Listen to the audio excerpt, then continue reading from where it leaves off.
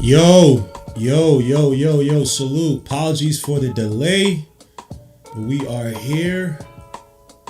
We get the StreamYard going. We got my brother Darcy as well as Nick to talk about Knicks versus the Atlanta Hawks in the first round. Oh my gosh, in the first round of players. Now this guy comes when I...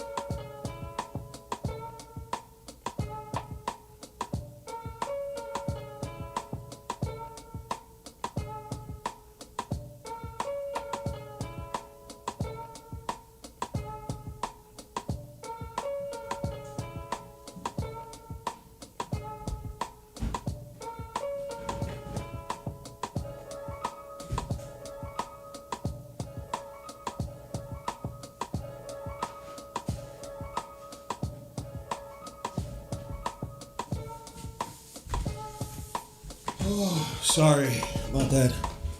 Ordered some water, some other stuff, and it finally came. I apologize for that. We are here. Knicks versus the Hawks. Let's get to it. Let me open up my StreamYard. I think that should be the right one. But yeah, we got a lot to talk about, man. This is going to be an interesting series. I still think it's a series that the Knicks are able to take. I got Darcy. I got Nick so far. All right, let me... Because I'd rather be tried by 12 than carried by 6. See how ugly this setup is, bro? Why does it always do this? Anyway, Ghetto Productions will never improve. Got my boy Nick. Nick, if you could just... You got the...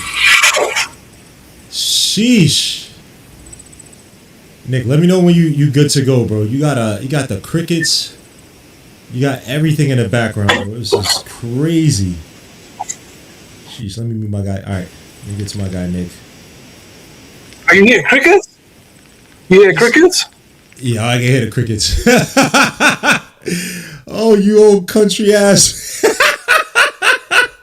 Nah, you good. You good, Nick. Golly. You hear crickets for real? Oh my, yeah. Damn, son, Nick. Damn, I know you. I don't hear no crickets here though. I literally. I don't know if it's my mic. You have a powerful mic, man. Pause. That's crazy. Pause. But let me get to my brother Nick. We'll see if Darcy could get on as well too. Nope, that's not what I want. Crickets, bro. You don't hear that? Nah, I'm dead serious. I don't hear nothing. He's just too used to it. Hold up. Why can't I get Nick? Hold on. I'm trying to make your... Okay, perfect. I think. Hang on, let me cut this light on. Let's see when Darcy gets on. As much light as possible. Oh, man. Gotta get me in the seat. How'd you feel about yesterday's game, man? I got scared as hell. I want the Hornets to play the Pistons so badly, man, but... Why are you scared? Like, you said scared. That's not scared. I'm not scared. It's just... Ooh, dang. They look... I mean, even with Bam out, they just did not look convincing. Let me make that bigger. Sorry, guys. I have to do a whole bunch of resizing. And then we should be good. We get to Knicks. That's wild, bro. I had so much dust on my camera. I'm sitting at my desktop right now. I ain't did this in a minute. Oh man, since my guy, I appreciate you coming on, Nick. I know, is damn near difficult, but Nick is a very studious student of the game. I guess I'm being redundant. Oh but man, not this year, but yeah, I guess. you know you're Ish, man. Don't try to play this all fake ass. No. Like this year, I don't feel like I'm as on top of stuff. Well, I'm sorry, y'all. Let me just put a few more things up because I want the slides to be on while Nick is talking. So yeah, let's get to it, man. Knicks versus the Hawks. Going to be a fairly interesting series. The team that we've played 3 times this season, 2-1. Obviously, we won the first game against where Trae Young was out. Where Trae Young was still with the team. Obviously, a different team, a team that likes to move the ball around a little bit more, move away from the Trae Young centric offense, less twos, more threes. And Nickeil Alexander-Walker has turned into probably one of the better wing scorers in the league, despite the fact he's had some good flashes with Minnesota last year, especially in the playoffs, and then also with the Pelicans. Jalen Johnson's coming into his own as a 20-point scorer. There's still a team that lives off the fast break. They have guys like Kuminga, who didn't kill us last game, but obviously a team that likes to run. I want to say they're 10th or they're at least top 10 in fast break points per game last time I checked, at least for the regular season. Probably even better after Trae Young left, even though they're still somewhat of a fast break team with him there. Okongwu is a viable 3-point shooter. They also have CJ McCollum, who hasn't had the greatest of games against us, but he's still a guy who can pour on from the guard position. Just want to get your initial thoughts, man, on the series, what you've seen this regular season between the two teams, the matchups. Obviously, we had a game where we struggled, where no one could shoot, and they beat us by almost by 20. But then last game was one of the games we finally seen Karl-Anthony Towns and Jalen Brunson finally get their 2-man game to a T, something that we've all been crying for this past regular season. So I just want you to give us your overall thoughts. How do you feel about Quinn Snyder and his coaching with the Hawks transition from the Jazz these last few years? He's been turning his team, been converting some good young players, or good young talent, I should say. I mean, Jalen Johnson is probably the biggest factor, but then you also have Okongwu, who's a viable 3-point shooter as well too. Just give me your initial thoughts, and we'll mine through the rest of it. Initial thoughts is I like the matchup, of course. I like the idea of us getting ramped up. I've been on this thing for the longest, saying that the Knicks are going to be tested this year, and it wasn't just going to be an easy cakewalk to the NBA Finals. I thought that the Eastern Conference honestly had been tougher than the West, or just as tough. Because I feel like our teams are tough teams. Like, I feel like a lot of teams are built like the Pacers now. Deep rosters, play you full court defense, guys in your face, and you could say that about the Hornets, Pistons, this Hawks team. I thought the Magic would have continued on that pathway. Of course, injuries play a role. And then you have the Celtics. So when you look at the way the East has shaped up, I really like what I see from a test. It is good preparation. I feel like every round, as long as we're in it, we're gonna be pushed to becoming better and also be forced to use more stuff. So I like the matchup.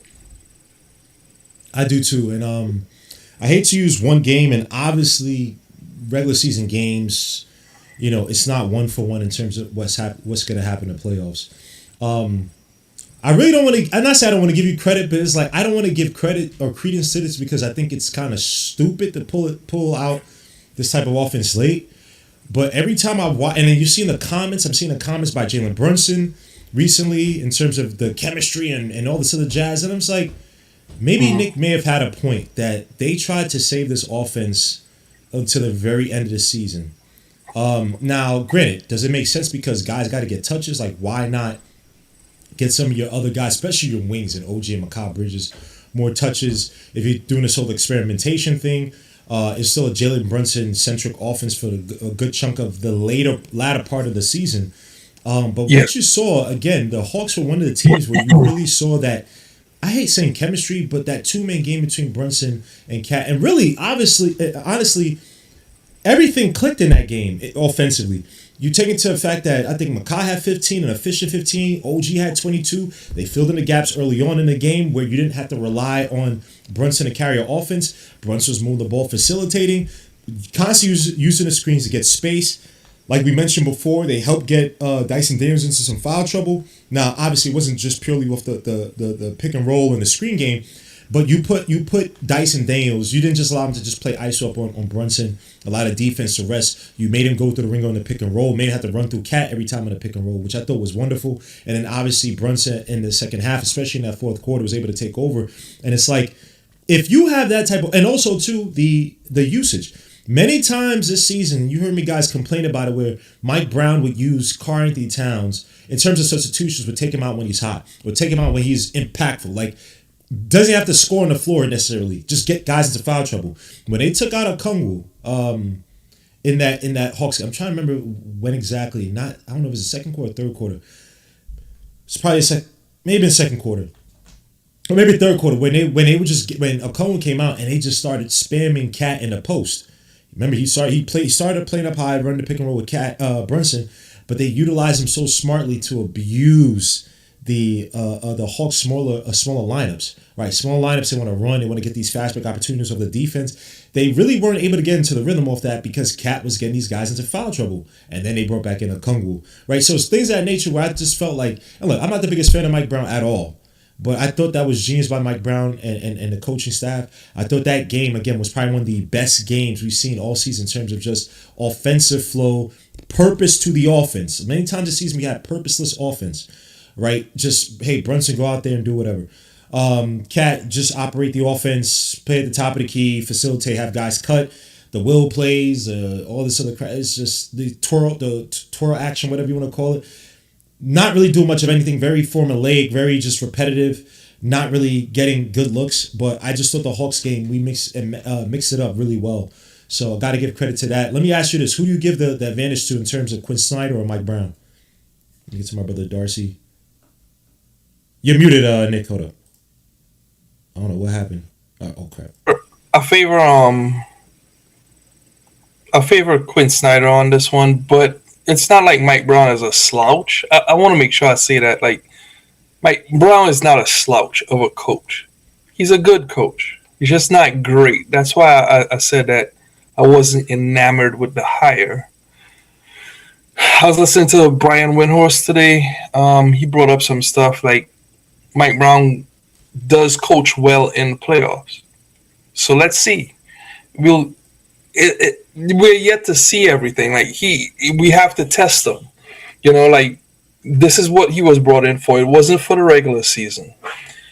If they use the regular season as an experiment, a grand experiment, and they just they just look to find out like what lineups and collect data and all that kind of stuff. I grew up on the 10,000 reps bandwagon, right? Where 10,000 reps equals mastery. Y'all can look it up. The more and more you practice the way you want to play, that kind of stuff. Pat Riley, the you practice hard, you work hard, and that's how you get results. The problem I had with Mike Brown, at least this season, look, I was against Cat, and then I became on Cat's side. Cat's frustration, he's the second best player, and he was treated like a role player or an outcast. And then you had all the attitude stuff, and that was the problem that I had with the way Mike Brown did things this season. It's if you're gonna treat the second best player like you gotta sacrifice and you're gonna just be tossed around in the lineup, and also your minutes are being played around with, and your touches are being played around with. Pause. Like that's unfair to Cat, and I got frustrated for him after a while.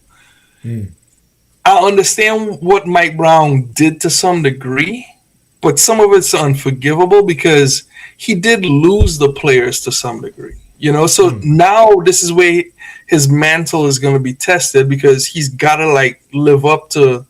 He's got to be a puppet master now. Now he has to pull all the strings to show why he did what he did in the regular season is going to pay off in the postseason. So we'll see. Okay, fair enough. I still think I do think Quinn Snyder has an edge. I wonder how much of that record when you take a LeBron James with Mike Brown is him still with a winning record in the playoffs because he kind of not flopped, but he definitely didn't. He struggled with the Kings that year. They played the Warriors, and then I guess I'm trying to think of the time with Kobe. When he was with Kobe, but I don't exactly know. I don't have a good feel for the record. But let me get to Darcy, man. My brother Darcy, man. Salute, bro. I want you to give your overall your initial thoughts. Hawks versus the Knicks. You could talk about the coaching, Quinn Snyder versus Mike Brown. You could talk about what you've seen in the regular season that may give you confidence or give you hesitation as to how the series is going to play out. Let's start. Start off with your initial thoughts, and we'll build from there. Yeah, I'll pick it over with your question about whether Mike Brown or Quinn Snyder. I'm gonna go Mike Brown, and the reason why I'm gonna go Mike Brown is because of his willingness to listen to his coaching staff. That goes a long way when you have Coach BOC and Chris Gent, your offensive and defensive coaches. BOC, one who is highly regarded as a defensive coach, was the defensive coach for the Clippers when they had the best defense in the league, arguably the best defense in the league. BOC was at the helm of that. So when you got coaches that you trust and that you've put in position to where they're heard and they're even leading huddles throughout the season, I think that builds a lot of confidence in your coaching staff, and one, it makes them want to be the best that they can be because they know, hey, I'm going to be heard. So I think Mike Brown doesn't even put the pressure solely on him. He puts it on his entire coaching staff to come together as a team and be successful. So to me, that's going to go a long way. And then two, Mike Brown has been very clear from the beginning of the season that he was going to hide a lot of things that he wanted to do. He wasn't going to do them in the regular season. He was going to wait until playoff time. Just like he said, even when the Knicks weren't running plays at the beginning of the season and just playing read and react basketball, Mike Brown emphasized that, hey, that was something that he wanted to lay as the foundation because when you get into a playoff series, teams are going to start knowing your plays. So after a while, you have to be able to play read and react basketball to where teams don't know what you're going to do. So the fact that the Knicks have that as a foundation to me is going to be pivotal for them to go on this run. But those are some of the reasons why I give the advantage to Mike Brown. I think he was very strategic in not using that Brunson and Cat pick and roll because you're giving opposing teams a bunch of footage to analyze and evaluate going into a playoff series against you so they can figure out how to take it away. If they have a limited sample size of what they can evaluate to know what makes it effective, then that helps you to be better, right? Even when we played OKC, it was clear that OKC had no answer for Cat, and Cat wasn't even looking to score. They were putting 3 on the ball against him, which really they didn't need to do because we weren't looking to get the ball to Cat. And I think they realized that strategically we chose not to go to that because the reality is if you want to win the championship, there's a high probability that the team you're going to have to play is going to be OKC, if not maybe San Antonio. And if you've not won a game against OKC in quite some time, whatever it is that you may have as an upper hand, you want to make sure you save that in your toolkit for when you actually need it, not to win a regular season game. And so fans have to understand we have nothing to prove in a regular season. This is a team that just went to the Eastern Conference Finals. We've all been itching to get back to this time where it's playoff basketball. And so I think Mike Brown did a very good job of keeping things fundamental. You look at Jalen Brunson, doesn't even use his bag to get to his spots anymore. He has nothing to prove in a regular season. You know who Brunson is. You know what he can do. These guys are saving their maximum effort and intensity for the playoff times, and it's now that it's going to come out. But I think we have the upper hand going into this series. primarily because of Karl Anthony Towns' performance against the Atlanta Hawks. You look at his last 7 games against Onyeka Okongwu against that matchup, he's averaging 28 and 13 rebounds. So to me, that's huge. You're going to have to rely on that, and I think you're just giving Cat's press conference today. He understands that he's going to be a focal point going into this series. And then you also look at Mitchell Robinson, who is a monster on the glass. And not just on the glass, because we marginalize him when we say that. He's a monster all around defensively. He's a major lob threat. He puts a lot of pressure on opposing teams with trying to get into the paint. He makes your guards really have to think and second guess what they're going to do, and that leads to turnovers, right? So Mitchell Robinson and Karl Anthony Towns, to me, really give us the upper hand. But then you also look at Brunson's performance against Dyson Daniels. Brunson has dominated Dyson Daniels. He's averaging nearly 28 points a game, I think, in his last 7 or 8 matchups against Dyson Daniels. So, to me, playoff Brunson is coming out. I saw him in his press conference today. He brought the do-rag out with the hoodie. It's go time. So I'm looking for the Knicks to really make a statement and to end this series, and not 5 games. I want them to sweep the Atlanta Hawks. That's what I want. I want to sweep. We need to make a statement. It's been a lot of criticism on this team about us not being able to win. We didn't get any votes, to make it to the finals when the Athletic put out their poll. So it's time to make a statement. Fair enough, and it's another factor too. Player Brunson just doesn't get enough respect.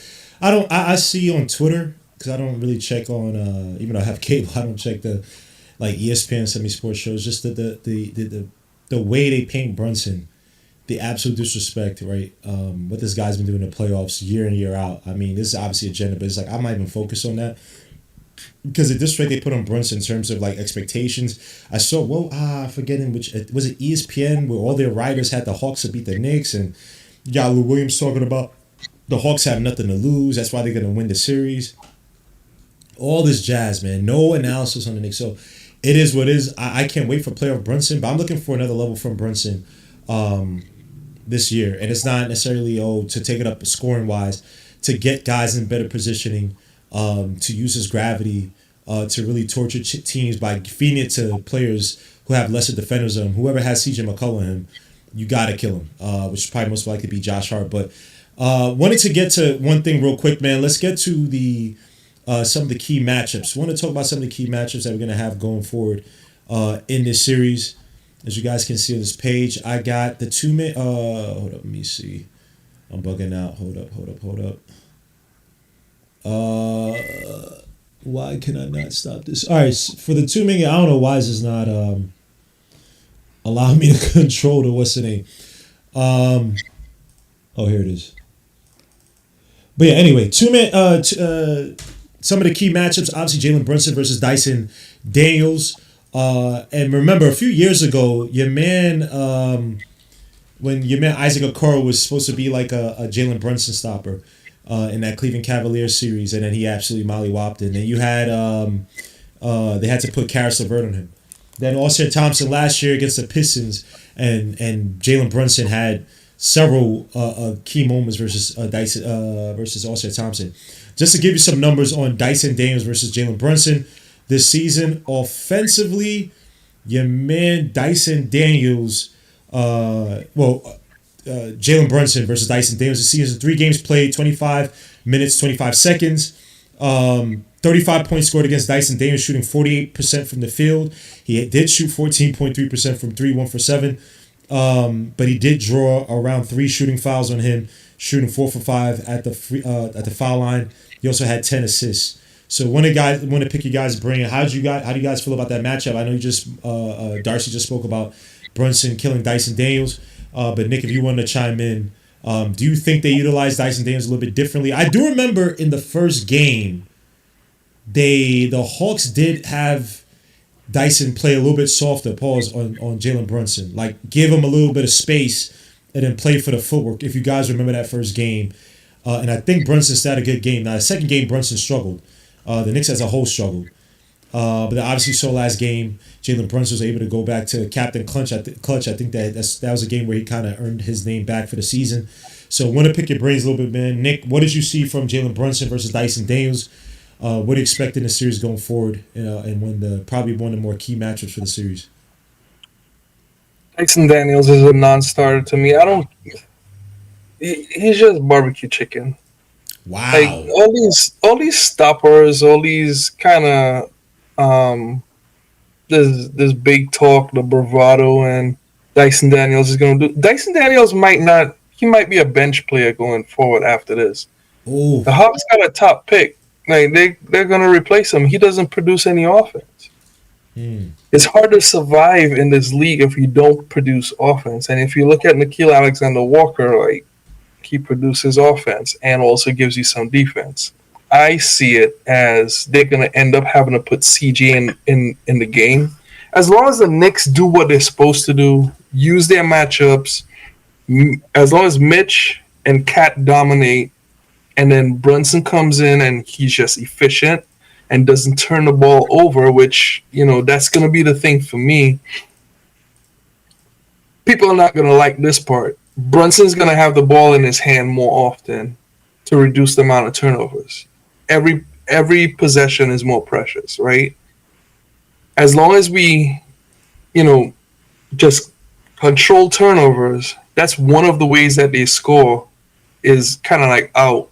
The baby's out with the bathwater. You can't score if you don't get the ball in the way that you normally get it to score it, because they look for turnovers to turn it into offense. They like to run. They need to turn the ball over. Well, that's what hurt them the last game. The Knicks didn't turn the ball over that often. We really dominated that part of the possession because they're trying to get you into bad positions. And to make you make bad passes. As long as we're not doing these lazy passes that we have done historically during the season, and we're keeping the ball at least out of bad playmakers' hands, Cat's gotta be careful because he could be a big X factor when it comes to it. That's the X factor, I would think. I'm not worried about Dyson Daniels. He could try to torment Brunson, but I'm more confident in Brunson than anyone else. Any additional thoughts, Darcy, on the Dyson Daniels Brunson matchup? I know you gave your initial ones, but Nah, man. I biggest thing I think you look at the Pacers series. We were neck and neck with them in a lot of areas, but one of the biggest areas where there was a gap, which to me is the reason why that the Pacers were ultimately able to win that series, was turnovers. And a lot of those turnovers came over careless passes from Josh Hart, from Jalen Brunson. To me, those were the two who were the biggest contributors to turnovers. And then also Mikal Bridges' point of attack defense was a big issue there too. Halliburton had one of the most historic playoff performances on Mikal Bridges. So, to me, that can't happen this year. Nickeil Alexander-Walker, you look at him, he took a jump from 9 points a game to 20 points a game. This is not a guy who has scored like that or been a go-to on offense in the playoffs as of yet. He contributed well in Minnesota, but he has not been a 1A guy in the playoff series. So to me, this is a guy who you should be able to take him out of this series. You should be able to limit him to around his average of 15 points per game. Anything more than that, and you're not doing your job well enough. But in terms of Dyson Daniels, again, JB just needs to play with confidence, play with the highest intensity, maximum concentration that you possibly can, and you should be fine. We're probably going to have a few turnovers. He's probably going to get a few steals. It just comes with the territory. We're probably going to be looking to play fast.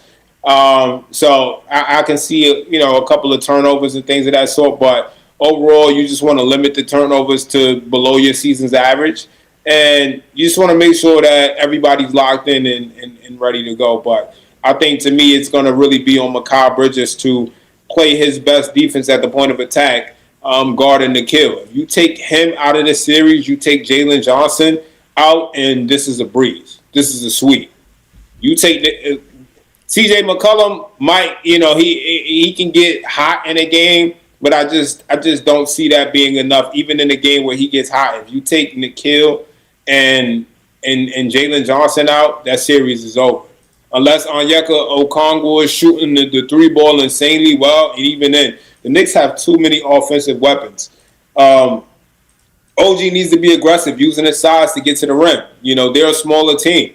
They, outside of Jalen Johnson, they really don't have really big, strong wings. Zachary Richardson, you could bully him.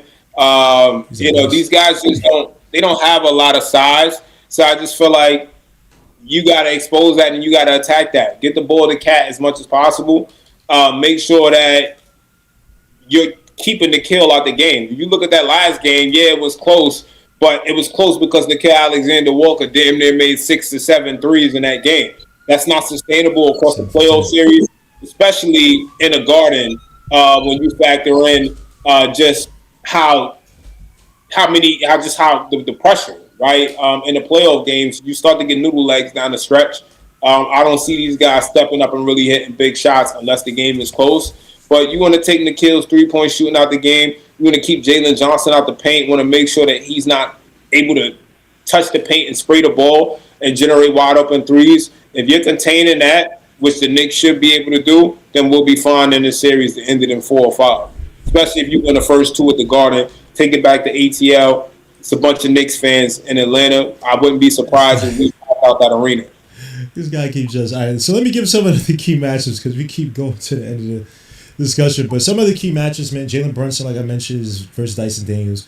Me personally, look, I don't put anything past anybody, but I do think that once Jalen gets going, I do think that Jalen Brunson is saving his best for the playoffs. So we should see a lot sharper, even more explosive footwork by, dynamic, I guess, maybe not explosive. Footwork by Jalen Brunson. They're going to find ways to kind of put Dice Daniels some foul trouble so he can get a lesser defender on Jalen Brunson and really try to build up leads. I think Jalen Johnson versus exactly who, because neither Mikal Bridges holding Jalen Johnson to around 43% this season, shooting wise, and an OG I think was at actually 47% from the field. Have done a great job. 47% field goal shooting by Jalen Johnson, OG Anunoby. Thing about Jalen Johnson though that I've seen. Late in games, he doesn't really take over, at least not against the Knicks I've seen.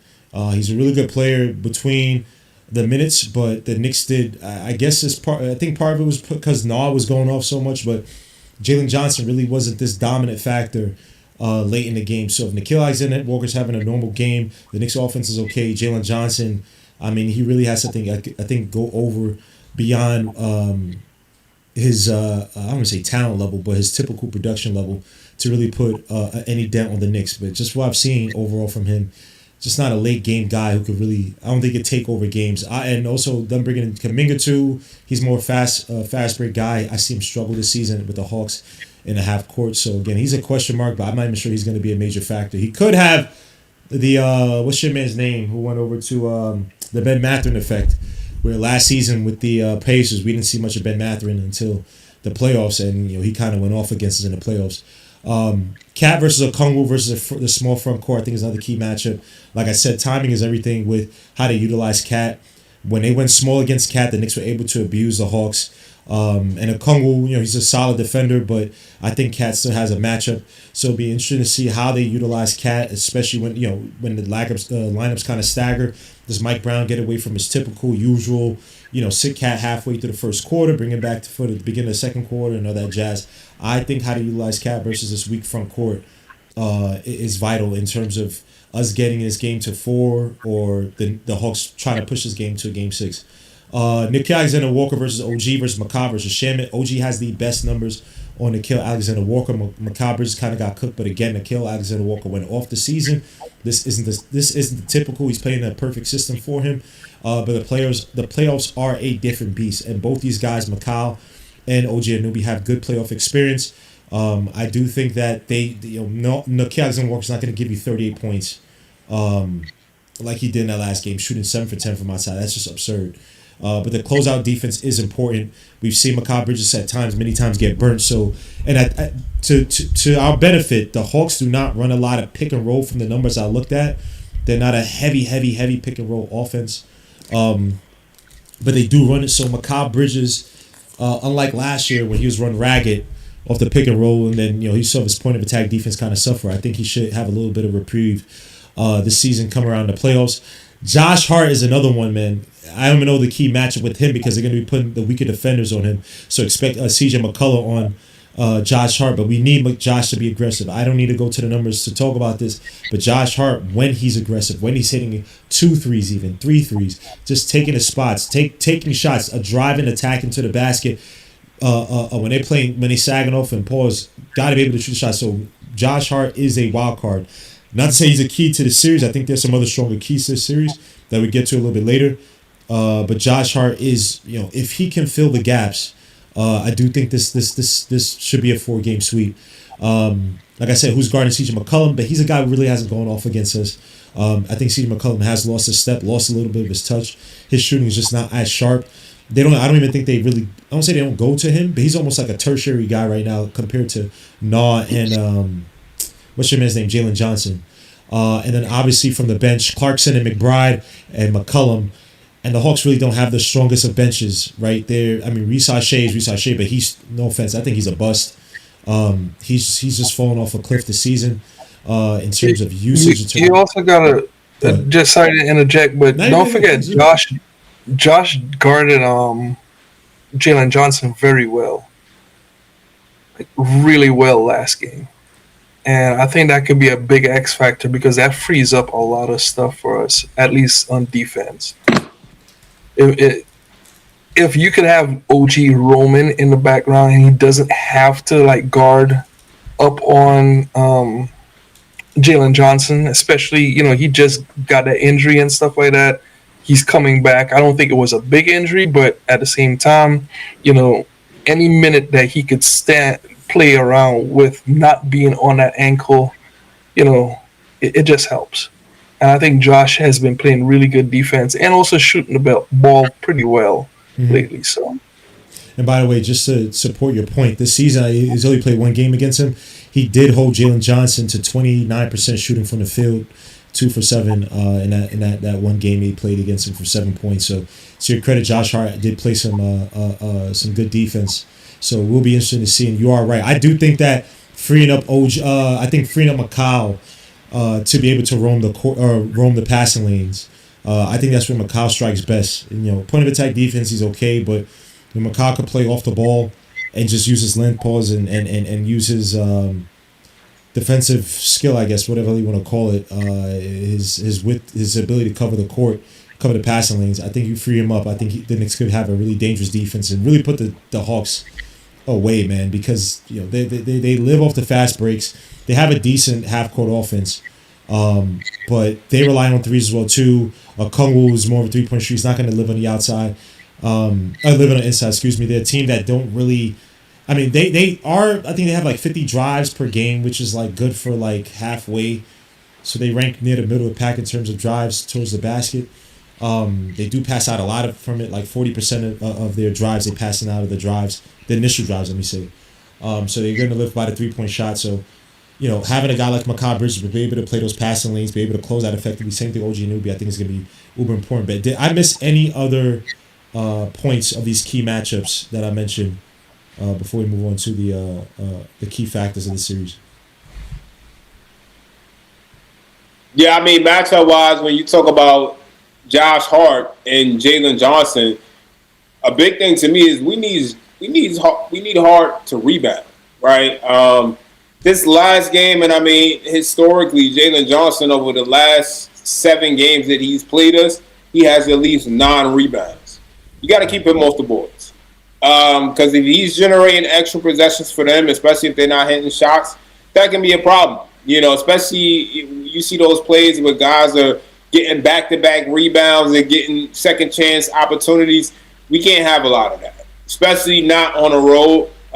This is not a team that you want to give any momentum or, put them in position to start going on a run offensively. Because then that's when they got you. That's when they create problems, is when they figure out what it is that you're giving up. So I would say we definitely need to make sure with that matchup that we're getting to those boards. Whether that's OG crashing the boards hard, whether that's Josh Hart crashing the boards, we need rebounding. Not just coming from our bigs. We need our wings rebounding a lot in this series to dominate. I think your boy comes into play, right? Yeah, man, Mitchell Robinson. We talk about the rebounding, we talk about the defense in the paint, and the fact that Mitchell Robinson now, which I'm praying that he's saving his best for last, which, I mean, you see that near the end of the season. His ability to play on the outside, I think, is going to be uber important as well, too. His ability to close out on some of these 3-point shooters. Because I think the name of the game on the Knicks for the past several seasons really has been to barrage us with threes. But I guess with fresher legs, less minutes, and what we've seen by Mitchell Robinson, man, bringing tears to my eyes when he's able to play out on the outside by himself is going to be uber important. So I think that's another key big time matchup. I think the bench as well too. I know we don't have a crazy, ridiculous, productive bench. So how we stagger lineups and move guys around and what fits best with what, I think is also going to be important as well too. I don't think Clarkson's going to give you 15, 20 points a game, but 8 to 10 points in a game efficiently, especially when Brunson is sitting, is going to be important because, again, we have not been able to effectively create an offense away from Brunson. Obviously, Cat is also going to figure into that as well, too, especially in the beginning of the second quarter when Brunson sit, Cat plays. But I think guys off the bench, Miles McBride is going to be uber important as well, too, a guy who's going to be able to play able to close out, play good point of attack defense. Kind of see him take a step back this season just with the injury, even him coming back. He's kind of struggled a little bit defensively in terms of strength and holding his position against certain stronger guards. But be able to shoot the outside shot off the catch and shoots when Jalen Brunson's not there, him able to run a competent pick and roll offense or at least move off of Cat and have Cat play key facilitate is going to be uber important. Let me ask you guys this. One player, Shamet, because obviously Mike Brown did talk about running with a smaller lineup, with the 9-man lineup, which you take the starters, we're going to have Shamet, Mitch, Clarkson, Miles. Is there any way that if Shamet struggles, would it be Alvarez maybe taking some minutes? Do you see Diawara be utilized? What expectations? I think Shamet is a weird spot. Not to say they don't have trust in him, and they do like his defense, but he's another guy that he has to be a little bit more consistent shooting wise. So, do you think that Mike Brown changes up anything with regards to Shamet if he struggles offensively? No, I think Mike Brown has a lot of confidence and trust in Landry Shamet, and I mean, we go back to the Landry Shamet game, the NBA Cup game. Against what I think that was the Orlando Magic that he did that against without Jalen Brunson. Landry Shamet has shown that he can step up in big moments, and he embraces it. He single-handedly really won us that game against Orlando without Jalen Brunson, and that was a game that obviously if he didn't step up and do what he did, we would have never even made it to the NBA Cup and won that, right? So the fact that he played that kind of role, and then this is also a battle-tested player. Landry Shamet has gone to the finals with the Phoenix Suns. So this is a guy who has been in these moments, he's been in these situations, and he's stepped up. And he's just a gritty guy. He plays with a lot of intensity, even if he's not hitting shots. Defensively, at the point of attack, he's one of the best players on the team in that role. So, to me, and again, he's not a guy who loses confidence when his shot is not falling. So that goes a long way as well because it's a lot of variation in the playoffs. So to me, to have a guy who can shoot 0 for 5 and then down the stretch, hit 3 straight threes in momentum, that's huge. So to me, I don't think Mike Brown does anything different with Landry Shamet, especially certain guys you don't want to hurt their confidence. You want to make sure that you're showing trust in him, and I think that Landry Shamet, especially with his shoulder injuries that he's dealt with all those injuries from playing hard. So I think he's earned his role within this team. To me, the only guy who I think Mike Brown would consider shifting out if he doesn't play well is Jordan Clarkson. Other than that, I don't see any of these other guys I don't see Mike Brown making a change with any of these other guys. They would have to be playing just extremely bad, which I don't see happening. I think Deuce is going to step up huge in this year's playoffs, not even in this series, but just in general. I think Deuce is going to step up offensively. I think Clarkson is going to bring out his bag. We're going to see a veteran Clarkson.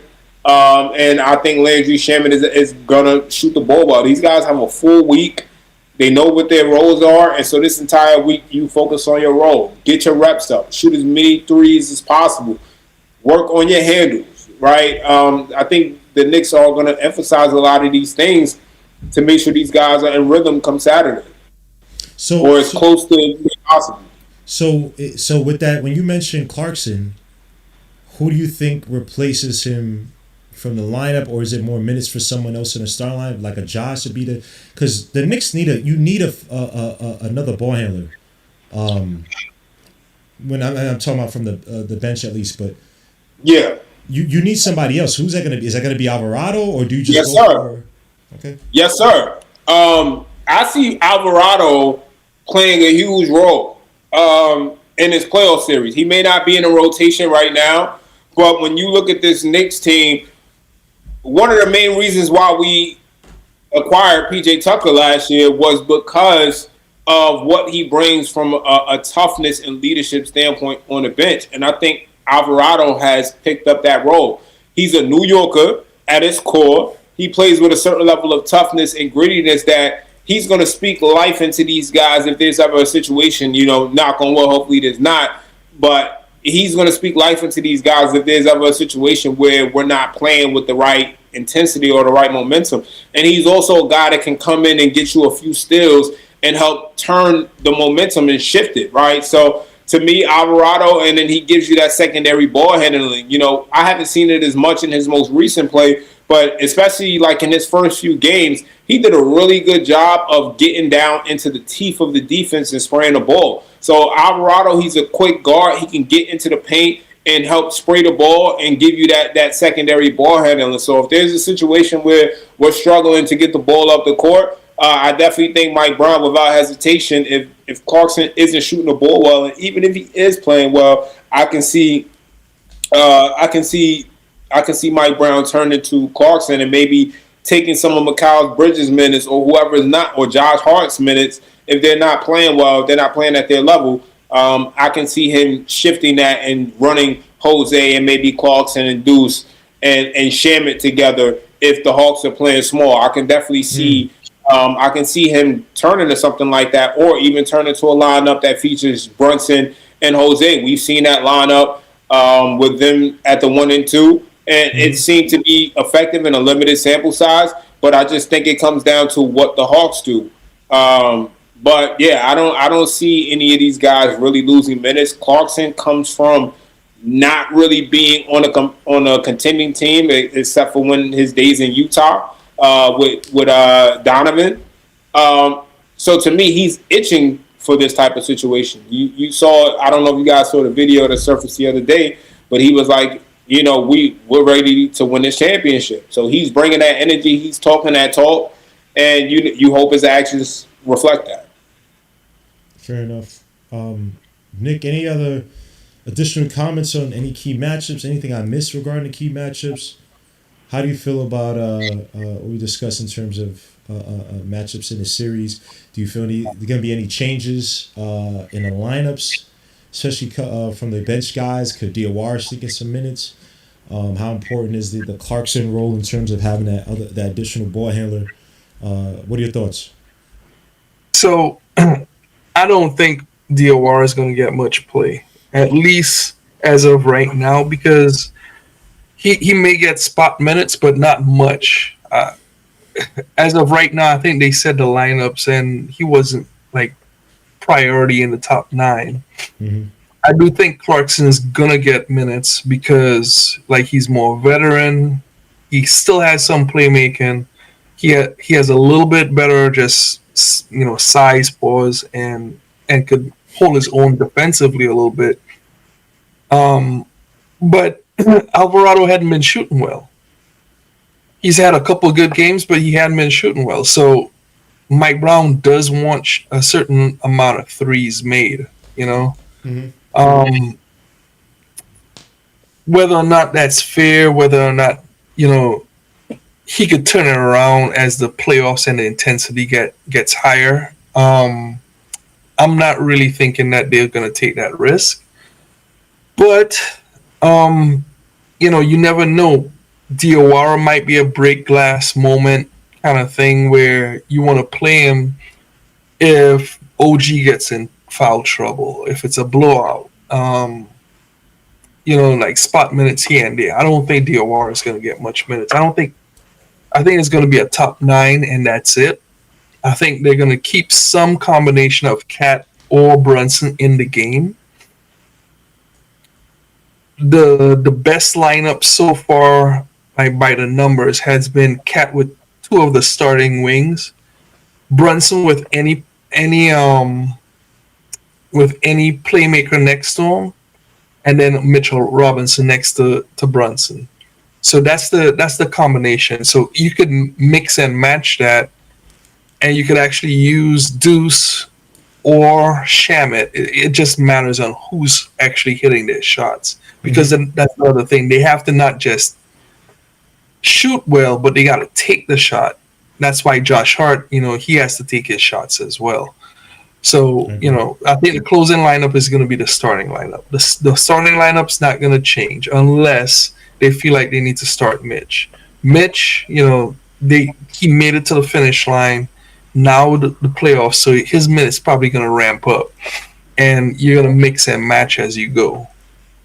So I don't think they're going to try to like match Atlanta. I think they're just going to try to dominate in their own matchups. Like the Knicks are going to try to dictate how the Atlanta Hawks play, not the other way around. Got you. I agree with that last sentiment a lot. I still think the Hawks are fairly limited in just the type of looks they could give us offensively. And they're going to need some big shooting games by certain players. Cohen went off in the game that we lost again. I think he had 5-6 threes. Actually, Nah in the last game that we beat him in had to go 7 for 10 from 3. I think they don't have the inside game really to scare us. I mean, obviously some ball man movement and off the ball things, just in terms of just having a second, third level kind of within their offense. I just think they're kind of missing that. And they kind of go with some disjointed pieces, right? Jalen Johnson as this big ball handling wing, even though I think he can do it. But then CJ McCollum on kind of was, I don't say his last legs, but kind of, past his prime. Some people argue he should be coming off the bench. And then, Nah in the situation where he really hasn't been in, as now he's a big contributing, scoring, starting wing in this league. I just don't know if that persists. So I do agree with you. Don't let them dictate the game to us. We should be aggressive and force them to try to change it up and have them scrambling. Last but not least, one. Oh, go ahead. One quick side note, like CJ McCollum, the one thing that, I don't want to just like dismiss CJ McCollum, because they're going to need playmaking. They're going to need guys to make shots, and CJ can play. It's the playoffs, so he's not going to have these back-to-backs to play and all that kind of stuff. He's going to have, he's going to have a chance to rest and let his body bounce back. So even though he has the age and all that stuff and he's lost a step, I think from a veteran smarts standpoint, CJ could play a big role in them keeping them in games and also settling down the team that's inexperienced. So I don't want to just dismiss CJ McCollum, but it's the playoffs and he has rest. Mm-hmm. He's gonna have rest time. So that is still big, and we altogether it's like 5 days off before we play. So there's a regular season break that he's gonna have to rest up, old bones or whatever to recover and get ready for the playoffs and lock in. So I don't want to just dismiss that. I think the big thing is cut the snake or cut the head off the snake. You make sure Jalen Johnson doesn't have a chance, or you take away all his easy shots and he's not as dominant. The other thing that had happened for these last 2 wins that we had, we got out rebounded. I don't think that should happen during the playoffs. If Agreed. you play Mitchell Robinson more, if Cat plays up to his level, we should win the rebounding battle and the possession battle as long as Brunson is not turning the ball over. And those things would spell the win. Yeah, I mean, I think we need to definitely go double big. Um, a couple of really good possessions or a stretch going double big, I think is going to make a huge difference. I think you also need to make sure you're featuring Mitch offensively, making him a lob threat because they really just don't have the size. To me, and that's going to help Brunson as well because they're going to blitz JB, especially when he's looking to attack to get in the paint. They're not going to play him man to man. They're going to send help every time, especially with just knowing once JB gets in rhythm. Most teams know if you let him get in rhythm and start going on a run, if he gets consecutive possessions where he's scoring in the playoffs, you're in trouble. So they're going to blitz JB, especially if he starts to get hot, and that's where you got to get Mitch in the game, throw that ball up, get him a few easy lobs. You saw OG having a little chemistry with Mitch in the pick and roll. We need to make sure we're featuring all of that. Going double big, dominating them on the boards. Even Cat has, some synergy with Mitch in terms of him being a lob threat. So I want to see that big to big as well. So to me, yeah, getting Mitch featured offensively as well as going double big, keeping them off the boards, getting really a lot of those second chance opportunities, those second chance points. And if our wings are shooting the ball well, we should clear these guys out quickly. If you beat the bricks off of them in the first two games, and then you play them in that third game in ATL, you can take that first game in Atlanta, the series is over with. They might get that last one, but at that point, if they don't have anything figured out and the Knicks have them on the ropes, you need to do it to them. You need to finish them off. Get that ball to Cat, go to work every time. One thing I've noticed is a decline in Cat's offensive fouls. He was leading the league in fouls. Now he's only second in the league in fouls, which is good. Not great, but obviously it's a decline. So we see that the refs are not calling the same fouls on Cat as they were earlier in the year. So to me, I mean, it hasn't been talked about that much. But obviously, Cat is doing something differently. The coaching staff has made some changes to what Cat is doing offensively to get his looks. He was hooking arms a lot. You don't really see him getting called for much of that at all. He might have a turnover every once in a while when he's driving to the rim. But for the most part, we haven't seen that be an issue in the past 3 months, really, since the February trade deadline. And I said it before, you look at Cat's numbers prior to the trade deadline, I think he was in his head a lot. I think because of the Giannis rumors and things of that sort, that heavily impacted his play. I don't think that I would put the blame on Mike Brown because Mike Brown wanted to start Mitch, which would have taken less, it would have put less on Cat defensively, and I think offensively it would have helped him get more on the perimeter to get those threes that Mike Brown wanted to generate. I think earlier in the season our offense was big on pace and space and generating threes, and then we kind of shifted from that because Mikal Bridges, his attempts in threes are down by 2. He's shooting two less attempts a game. And to me, those touches have gone to Cat a little bit. Obviously, not much. But I think just how we were trying to feature the offense, Cat was playing too slow earlier in the year. And if you're looking to play with pace to keep the defense guessing, it's not going to help if you have to stop the offense and slow down the offense to get Cat the ball, in which he's getting called for offensive fouls for hooking arms anyway. So, no, I don't want to feature you on the offense right now. Let's get our wings understanding what their roles are, and then we'll get you incorporated later on in the season, and we'll roll with it from there. But to me, Cat has been a guy we've seen teams take him out. We've seen OKC put a smaller wing on Cat and that be effective. I have not seen that be the case as of late, right? I don't know if we want to attribute that to Cat doing something differently or to the coaching staff doing something differently. But so far, putting a smaller wing on Cat has not been effective as it was last season. So I'm interested to see how that goes in the playoffs because, Quinn Snyder has to figure out, hey, Cat averages 28 and 13 against us. What are we going to do against this guy knowing that we don't have the answer for his size? I think, to me, Onyeka Okongwu is going to be looking to shoot a lot of threes. Because if Cat's going to dominate you offensively, you have to make up for that on the offensive end, because you're not going to do it defensively. So to me, they're going to look to expose Cat, look to use Onyeka to space the floor. So you also have to figure out, how do you contain that? What matchups are you going to use defensively to cover that up? Especially when Brunson isn't on the floor, you need more possessions without JB on the floor. You need to have a lot of possessions where you're just featuring Cat and having OG out there offensively with the bench. But yeah, those are kind of some of the key things that I'm looking at. Yeah, this is really important how they're going to utilize Cat. When they utilize Cat, if you come with some foul trouble early on using Cat, I know the start of the game, last game, Cat starting the outside. And I'm trying to remember. I don't think Okongwu was on him the whole time, if I remember in the last game. But I remember when they took Okongwu out, that's when they really utilized Cat in the paint. And the Hawks really had no answer for him. It was embarrassing. They tried to send doubles, everything. And then obviously you can get guys like OG. Makai had a few cuts and catches, and then closeout attacks into the paint off of some of those looks, especially in the first half last game. So it's going to be really important how they utilize Cat. Last but not least, just want to get to the key factors overall in this series. I'm going to get your prediction. You get a super chat or something like that, bro? I don't know. I got a super chat?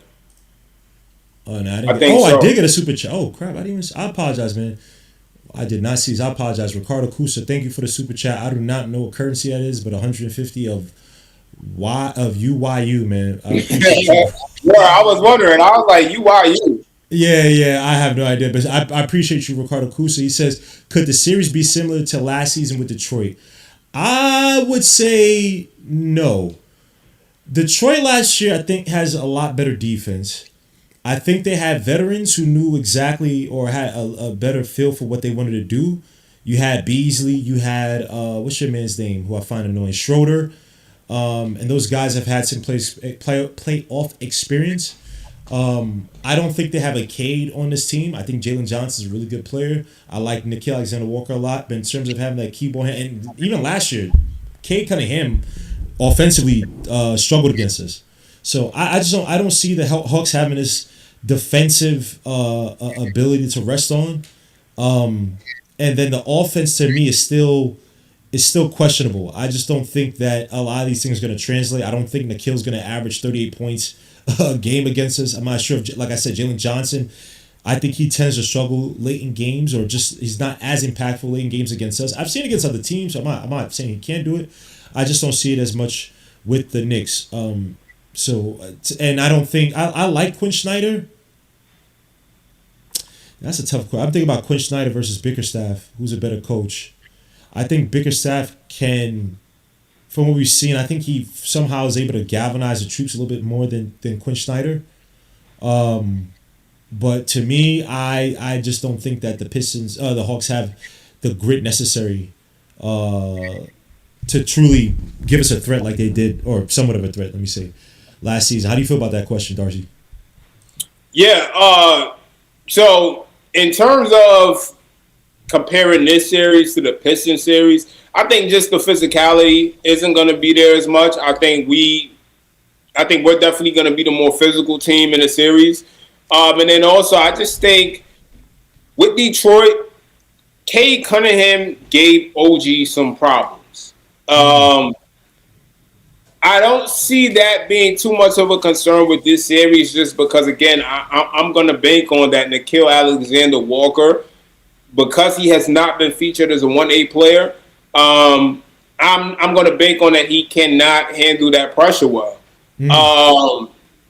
To me, the Hawks really don't have a 1A guy offensively. I think Jalen Johnson, he's their 1A, but his role is not primarily centered on him being the go-to on offense. He's a rebounder. He's the creator, right? He's going to get a lot of assists for them.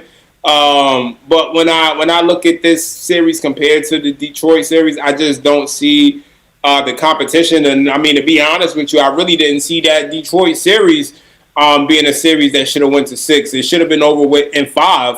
If the Knicks had not toyed around and played with Detroit and tried to disrespect them in that game 5, we would have won that game 5. I think we need to take care of business this year. I think that's what it's really going to come down to. The Knicks, to me, are a team that can easily beat any team in the East. It's a matter of how serious are we going to be going into these series? Are you going to play down to your opponent? I felt like we played down to Detroit. We didn't respect them as a team last year. And I think we were more so in the back of our minds focused on that matchup against the Celtics, right, which the team was constructed to beat. So I think when we played Detroit, we just weren't there mentally to match their intensity. Same in the regular season when we played them this year. They play us like every regular season matchup against us is a playoff game. Mm-hmm. There's no way for us to match that kind of intensity. We just made it to the Eastern Conference Finals, and the team that we lost to, it wasn't y'all. So we're not going to sit here and play with maximum intensity like you guys are playing against us. But I think against a team like the Hawks, they don't have that 1A guy. Nikhil can try to play that role, which I'm sure he will. They're going to feature him heavily on offense. But I think if you blitz him, if you can take him out and they don't have any shooters on the floor, we're good. Because, again, Dyson Daniels, he's not a shooter. You can live with him shooting threes.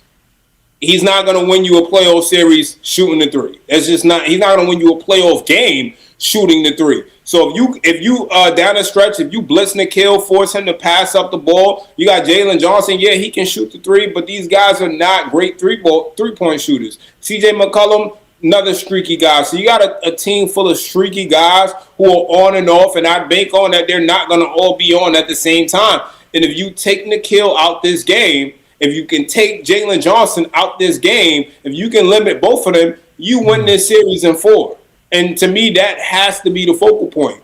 Using Cat offensively to be aggressive and attacking them. You look at that Detroit series, Cat was huge. I don't remember what game it was, but to this day, that's my favorite game from Karl Anthony Towns since he's been in Knicks. When he hit that long, that long 3, then that turnaround fadeaway. Baseline on the baseline, that baseline turn away, bro. That was beautiful. It was old water. And mind you, the game was coming down to the stretch, right? Like, Cat lived for that moment. He earned his money as a Knick in that moment. So and again, Detroit wasn't necessarily a team that he had some huge dominance against.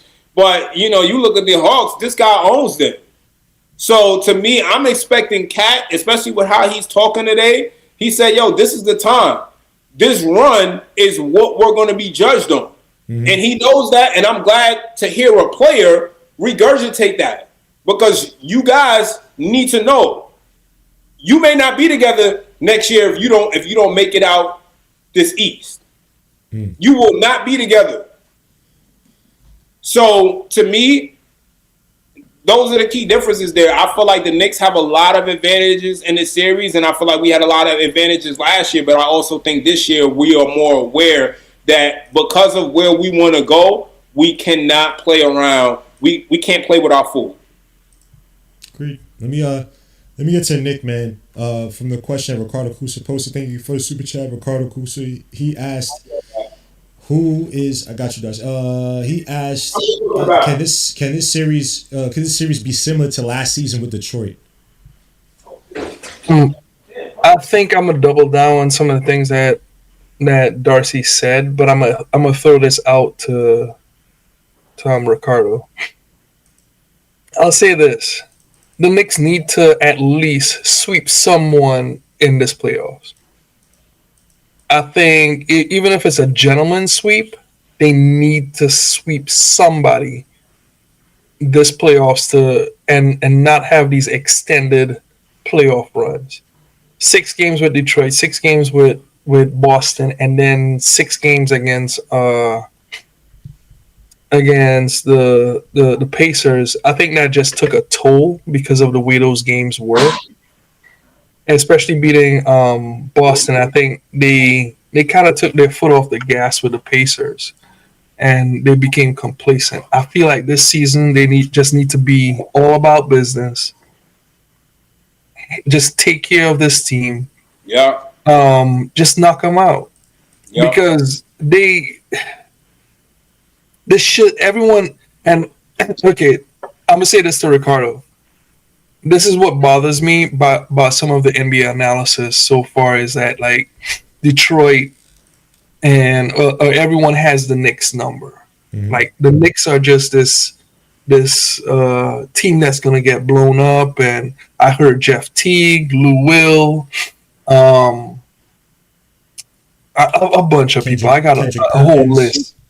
Like this is a bad matchup for the Knicks, and we've dominated this team by and large. Lou Will said something like how well, like we lost to this Hawks team. Like there's no one on this team. Hold on.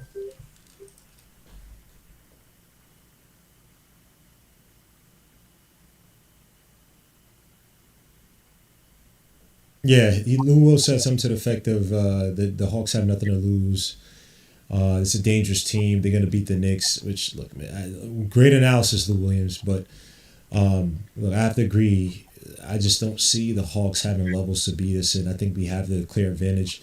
I honestly think it's a game series where Cat should really shine. Get this in before the second series, the second matchup, second series matchup in this playoffs. I want to see a dominant Cat, even more dominant than what he was last year in his spots. I know he had the big game with the three. I want to see like a Cat where he's literally laughing at the foul line because they literally have no answer for him.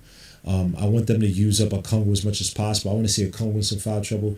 I want to see Dyson Daniels in some foul trouble. But Cat is really key to kind of knocking out because they really have what you can't adjust to Cat really when Cat is in his element. When Cat is focused, when Cat is aggressive and angry, like what he was, I think it was a Pelicans game where he wasn't even laughing, he wasn't smiling. He was, or maybe the Grizzlies game, wasn't laughing, smiling, or joking. You know, I'm not saying he can't do that, but that was a hungry, focused Cat. And I thought that Mike Brown should have tried to give him a triple-double just to give him his confidence back because, again, Cat was struggling before that in terms of knowing his role. Even though before that game, there were a few games where Cat was getting guys into foul trouble. He couldn't really stop him on the court, and Mike Brown went away from him. So I'm expecting a big series by Cat. But I wanted to get to the final thing, which is the keys of this series. I think many of them we already talked about. But just to go over it one more time, some of the factors I think the key to winning the Cat Brunson two-man game, like I've said over the past few games, handful of games, we've seen some of the best two-man game between Cat and Brunson. Some we saw last year early on in the regular season. But when we saw these two work at it, like the I don't want to say chemistry, but just the rhythm of how the ball was moving between these two, there was purpose behind it. Once Cat rolled to the basket, Brunson was finding him in stride towards the basket. And honestly, no one could stop Cat really once he got downhill towards the basket. And I like the fact that Nick started to utilize things that go more north to south versus east to west in terms of his offense, where it's just handoffs and trying to get a little bit of space to maybe attack towards the basket. You look up and it's 6 seconds left on the shot clock. That offense is just not something that's going to carry us. So having that north to south between Cat and Brunson is uber important. Limiting the Hawks' fast break opportunities, like I mentioned before, the Hawks are but at least top 10 in fast break opportunities. They live by that, right? That's where guys like Kuminga shined this past season, where Jalen Johnson shined for the past 2 seasons. And we don't need this Hawks team to get any easy buckets against us. So the Knicks, last game, I think they only got maybe 5 or 6 fast break points, something in that single digits, something in that regard. So for us to be able to close that down, to be able to force them into a half court offense, and try to really put pressure on guys like Jalen Johnson to make plays, not to try to be as spectacular as he was before, is going to be important. Wings have to fill in the gaps. To me, OJ Anunoby and Mikal Bridges offensively have to be able to carry the offense early on, take pressure off of Brunson, take pressure off of Cat. What Mikal did last game was excellent. He only had 15 points, but again, very efficient. Was shooting his little mid-range shots off the handoffs, off of passes, really get into stride, and he was comfortable. If we need to get the ball to him late in the game, something that we saw last season. I know it was a different coach under Tom Thibodeau in the Pacers series, where he was able to handle the ball, score 10 points one game. I think it was game 4 against the Pacers with Brunson out. just allowing that, creating that capacity with Macau to have his confidence be up. The guy was cutting into the basket, attacking the basket, dunking in the basket with even with the defender near him. You need that confident cat, and also LJ Anunoby. He struggled last year in the playoffs, at least efficiency wise. It's important to have him, especially with the catch and shoots, to be deadly. It's going to be a lot of pick and rolls, going to be a lot of dribble drive penetration by this offense. We need an OJ Anunoby to hit some shots. And OJ Anunoby this season, for the most part, for some reason, every time Knicks are down by 5 or 6, 7 or 8, he can hit those big threes to kind of keep us within the distance, especially contested. I don't know what his contested threes are, percentage is, but OJ Anunoby just being comfortable, especially when healthy. Last year, end of regular season, so I'm trying to cross over guys. So last year was probably his most healthy I've ever seen. I think he played 72 games. So just having him, almost as healthy this season is important. Like I mentioned before, spamming Cat in the post foul bait. Utilize Cat at the top of the key, run the pick and roll, but when those guys take out a Kungul and they have smaller lineups, there's really no reason why Cat is limited at the top of the key. You got to be able to put pressure on these guys. If they want to send the doubles, it should be easy opportunities for everybody else. If they don't send the doubles, Cat should be at the foul line, shooting 8 to 9, 10 free throws a game in the series. Closeout defense extremely important. Again, less twos, more threes by the Hawks. After Trae Young left, the Trae Young centric offense. Even though in terms of frequency is not that far off, but they are a 3-point shooting team, and the Knicks have struggled at times. We are a very old offense. We tend to kind of warm up as games go, so we have to be able to hold down a fort somewhere. I know that with older players or players with older legs, you kind of have to give a little bit of time for those guys to get into games, but I don't want to be in big deficits against the team because they're going off early. So I think the closeout defense, 3-point defense is going to be uber important. Just start the game. Look, if we're not scoring, we should not be allowing these guys to score. And then the bench, Clarkson, McBride versus McCollum, Marie Sachere. I had that as one of the key matchups, but again, I think that the bench just overall is going to be important to get some vital minutes, vital production as well on the defensive end, not just the scoring is going to be important. Another thing I want to say is that the two big offense. I want to see that two big offense just because you can run so much pick and roll from either wing. You're going to have Mitch Robinson to defend and to rebound for Cat, which is important to keep his legs healthy. And then you have somebody on the outside who can hit shots. I forgot who mentioned it. I forget who mentioned it. Not Carmelo. I'm forgetting who mentioned it, but he was like, that two big lineup could be vital. Damn. I want to say he's a white guy. I'm forgetting his damn name. Or who it was, but he mentioned the two big offense and how important it is to Brian Windhorst? Say it again? Windhorst? Brian Windhorst? Nah, it wasn't Brian Windhorst. It was someone else. You talking about Chandler Parsons? Is it Chandler Parsons? It may have been Chandler, but I don't remember his face talking about it. But okay. I remember someone talking about the two big lineup, and how the versatility that just comes off of it. That you could play Mitch Robinson on the pick and roll, play Cat on the outside. You get the best out of Cat even when he's not on the ball in those situations, versus having Cat in that weird low post area where he's not really in the post, he's not really posted up, and Brunson's just up top, dribbling the ball and trying to go ISO. So I think the two big lineup could work wonders with this offense. It could really put a lot of pressure. Obviously, whoever your wings are is going to be important for those guys to hit shots. So you have Brunson, Mitch, Cat, and then OG and Macau. Obviously, wings got to do some damage on the catch and shoots, but just defensively, that lineup to me, I know Cat is in Brunson. Even though Brunson tries hard on defense, Cat is probably the weakest link, but you got a ton of offense, ton of complementary offense from that team. Sorry, tons of defense, tons of complementary offense with Macau and OG, and then you have dynamic play, pick and roll play ability. Honestly, with all of them, like Darcy's mentioned before, Macau, OG could be running a lot of pick and roll with those bigs. So those are my keys to the game. Any other keys I may be missing? Any factors you think are going to dictate the series before we close out? Dictate the series. Well, it's to me, it's just more about them just being headstrong. It's all about up here for me. Like the Cat conversation, Mikal conversation.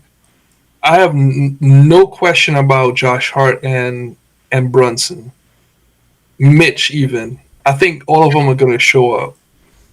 I think OG will show up to some degree, but like for everybody, it has to be focused. It has to be all in the head. Detroit really was a play with your food moment, as Darcy said. That should have never gone as long as it did. So as long as they just limit the turnovers, as Walter is saying, rebound the ball, control the possession, do what you're supposed to do, keep it up here, just like think the game properly. We're gonna win this and even sweep it. So that's the key to it. Darcy, any additional keys before we close out? Nah, man, I think like what you said, man. One, the bench play. I think that's going to be a huge difference. When the starters are not on the floor, how does our bench step up to give us a run? I think if our bench can outplay their bench significantly, that's going to give us the keys to sweep this series. Because if Atlanta can't even contain our bench, if Deuce is knocking down threes, if Sherman is knocking down threes, if JC is getting into the paint, getting to the rim with ease, it's over with for them. Because really, who do they have coming off their bench that can carry their offense? They're going to need to hedge a lot. I think Nikhil is going to have to play a lot of minutes to carry their offense. And I think down the stretch, that's going to help us because he may not have the legs to really get up and get shots off. So to me, like I said, we just need everybody to play their best basketball. And again, lock in, take care of business. Don't play with your food. Don't try to make this, a thing where we're trading points and we're going back and forth trying to make it a close game. No. If you can go on a run, go on a run. If you can go about 20, 30 points, do that and do it every game. And get these guys out so we can be ready for Boston. And yeah, let's go on this run. Let's win this championship. Agreed. So final thoughts, man. Your predictions before we get out of here. Knicks in 4. I know from Darcy. Knicks in 4. Knicks in 5. Knicks in 5. 5? Fair enough. Yeah, I got Knicks in 5 as well too. I think they're Knicks in 5 is more realistic. Mm-hmm. But I want to see us make a statement for us. I agree. Agreed. So, Absolutely agree on that. If they get one, then it's Knicks in 5. But I can honestly see us making a statement. You got the first 2 games at the Garden. Lock in. Mm-hmm. If you can really take the confidence out of these guys, knock the wind out of them, because they don't know what it's like playing in the Garden. Mm-hmm. None of these guys have played in the Garden during playoff time. CJ hasn't been good in a playoff series in a while since with Portland, and that's been a long time. Nikhil, again, is not a real 1A. He's playing excellent, but this takes me back to our playoffs when we made the playoffs that year with Randall. Randall had a magnificent regular season, and in the playoffs, they blitzed him and took him out. We need to do the same thing in the kid. You were not that guy as a 1A option, and we need to make that clear. Mikal Bridges, you locked up Jaylen Brown. If you can lock up Jaylen Brown, you should be able to lock up Nickeil Alexander-Walker. He's no Tyrese Halliburton. This is not the Pacers offense. You need to take this guy out the series, lock him up, and if he does that, it's a sweep because Atlanta's our second home. Knicks, I'm pretty sure, are going to be deep in that arena, so it's not going to feel like an away game. And even then, you look at last year, we didn't lose a single game on Detroit's court. All the games we lost in that series was on our own damn court, and the Knicks are actually a better home team this year than we were last year. Last year, we were a better road team than we were a home team. So to me, I really never wanted us to have home court advantage because I felt like we played with more focus on the road. Hence, when we played Boston, I'm happy that we don't have home court advantage against them this year to where they get the chance to flip the script on us. No, let's get the same exact scenario where we're playing on your court because that forces us to lock in and realize we're all we got in this building. So Atlanta, that's not the case. There's going to be some Knicks fans in there, and the Knicks players are going to hit them. So to me, go up 2, and if you take it back to Atlanta and you can go up 20, 15 points, and you keep that lead and dust them off, you 3 up in that series. The pressure's on. If these guys haven't figured anything out by then, if they haven't figured out how to take Cat out that game, it's finito in 4. I think another thing too, to the fan point, to all the fans out there, it's going to be important to try to get as many tickets. What the Philadelphia 76ers did, not to say they had a chance, but that threw when you had, I forget who it was. I think it's a guy who owns not FanDuel. What is it? Fanatics. When those guys had to sit up there and buy tickets to stop Knicks fans from entering the stadium, and they got caught up in all that mess. I still think we had the series in hand, but that really puts a monkey wrench where your own city, right? They can't dominate. Like, they have these Knicks fans. They have to worry about something else. I know it's not something that most players are thinking about, but just having those extra fans, having the extra pressure to try to show out for a city where you have a bunch of Knicks fans who are out there in Atlanta. It's probably even more than Philly. I know people could travel from New York to Philly to these games. Obviously, people in Philly are Knicks fans as well too, or there's some, but Atlanta's a different ball game.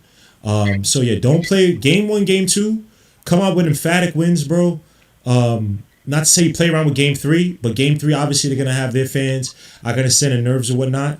But the first 2 games I think are gonna be uber important, and I think uber important to dominate, not just win, not to give the Hawks any hope that, oh man, we just lost because Cat hit a big 3 or we missed a last 2 possessions. I mean, like, they need to throw something new. I want to see almost to the point they might throw a different defender primarily on Jalen Brunson.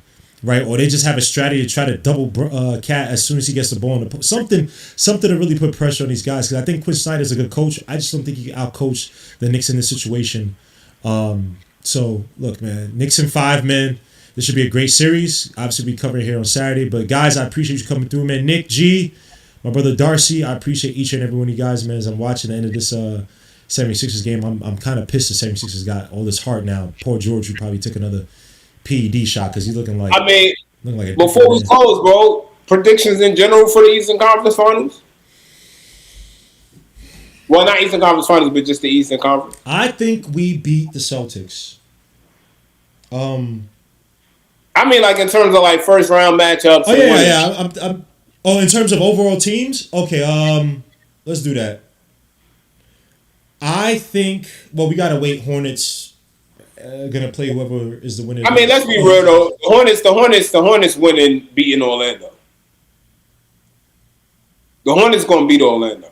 Oh, like, I thought you said nah. My bad. I thought you said they're not beating Orlando. No, they gonna beat Orlando. I expect the Hornets to play Detroit in that first round. I do too, and I said that on our last stream that was my desirable matchup. I think that's the perfect first round matchup. I agree for this Pistons team. Only thing is that okay, go ahead. No. I was going to say all this hype about, like, how is Detroit getting more votes to win a damn championship and make it out the East than us? This is a team who has not won a playoff series. The Knicks have not lost a playoff series in the first round under Jalen Brunson. Yep. At minimum, we've been a second round exit. So, to me, I'm not going to sit there and feed all this Detroit stuff about Detroit. Detroit doesn't know what it takes to win a series. They haven't done it. They haven't come close. So Cade struggled last year. They're depending on guys like Dennis Jenkins because he carried their offense a little bit during that 8-3 stretch they had with Cade out. Tobias Harris is, y'all already know him, fraud vibes. He's not that guy whatsoever. They don't have Beasley. They don't have Schroeder.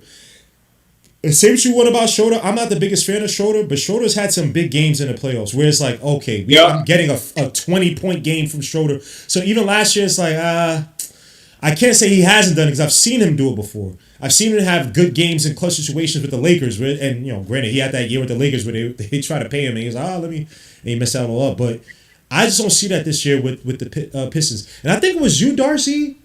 I think it was you who said it. That I thought was an excellent point. The NBA does not want to see the dirty-ass Pistons play with that defense where they're grabbing players. And I said that. Flowing.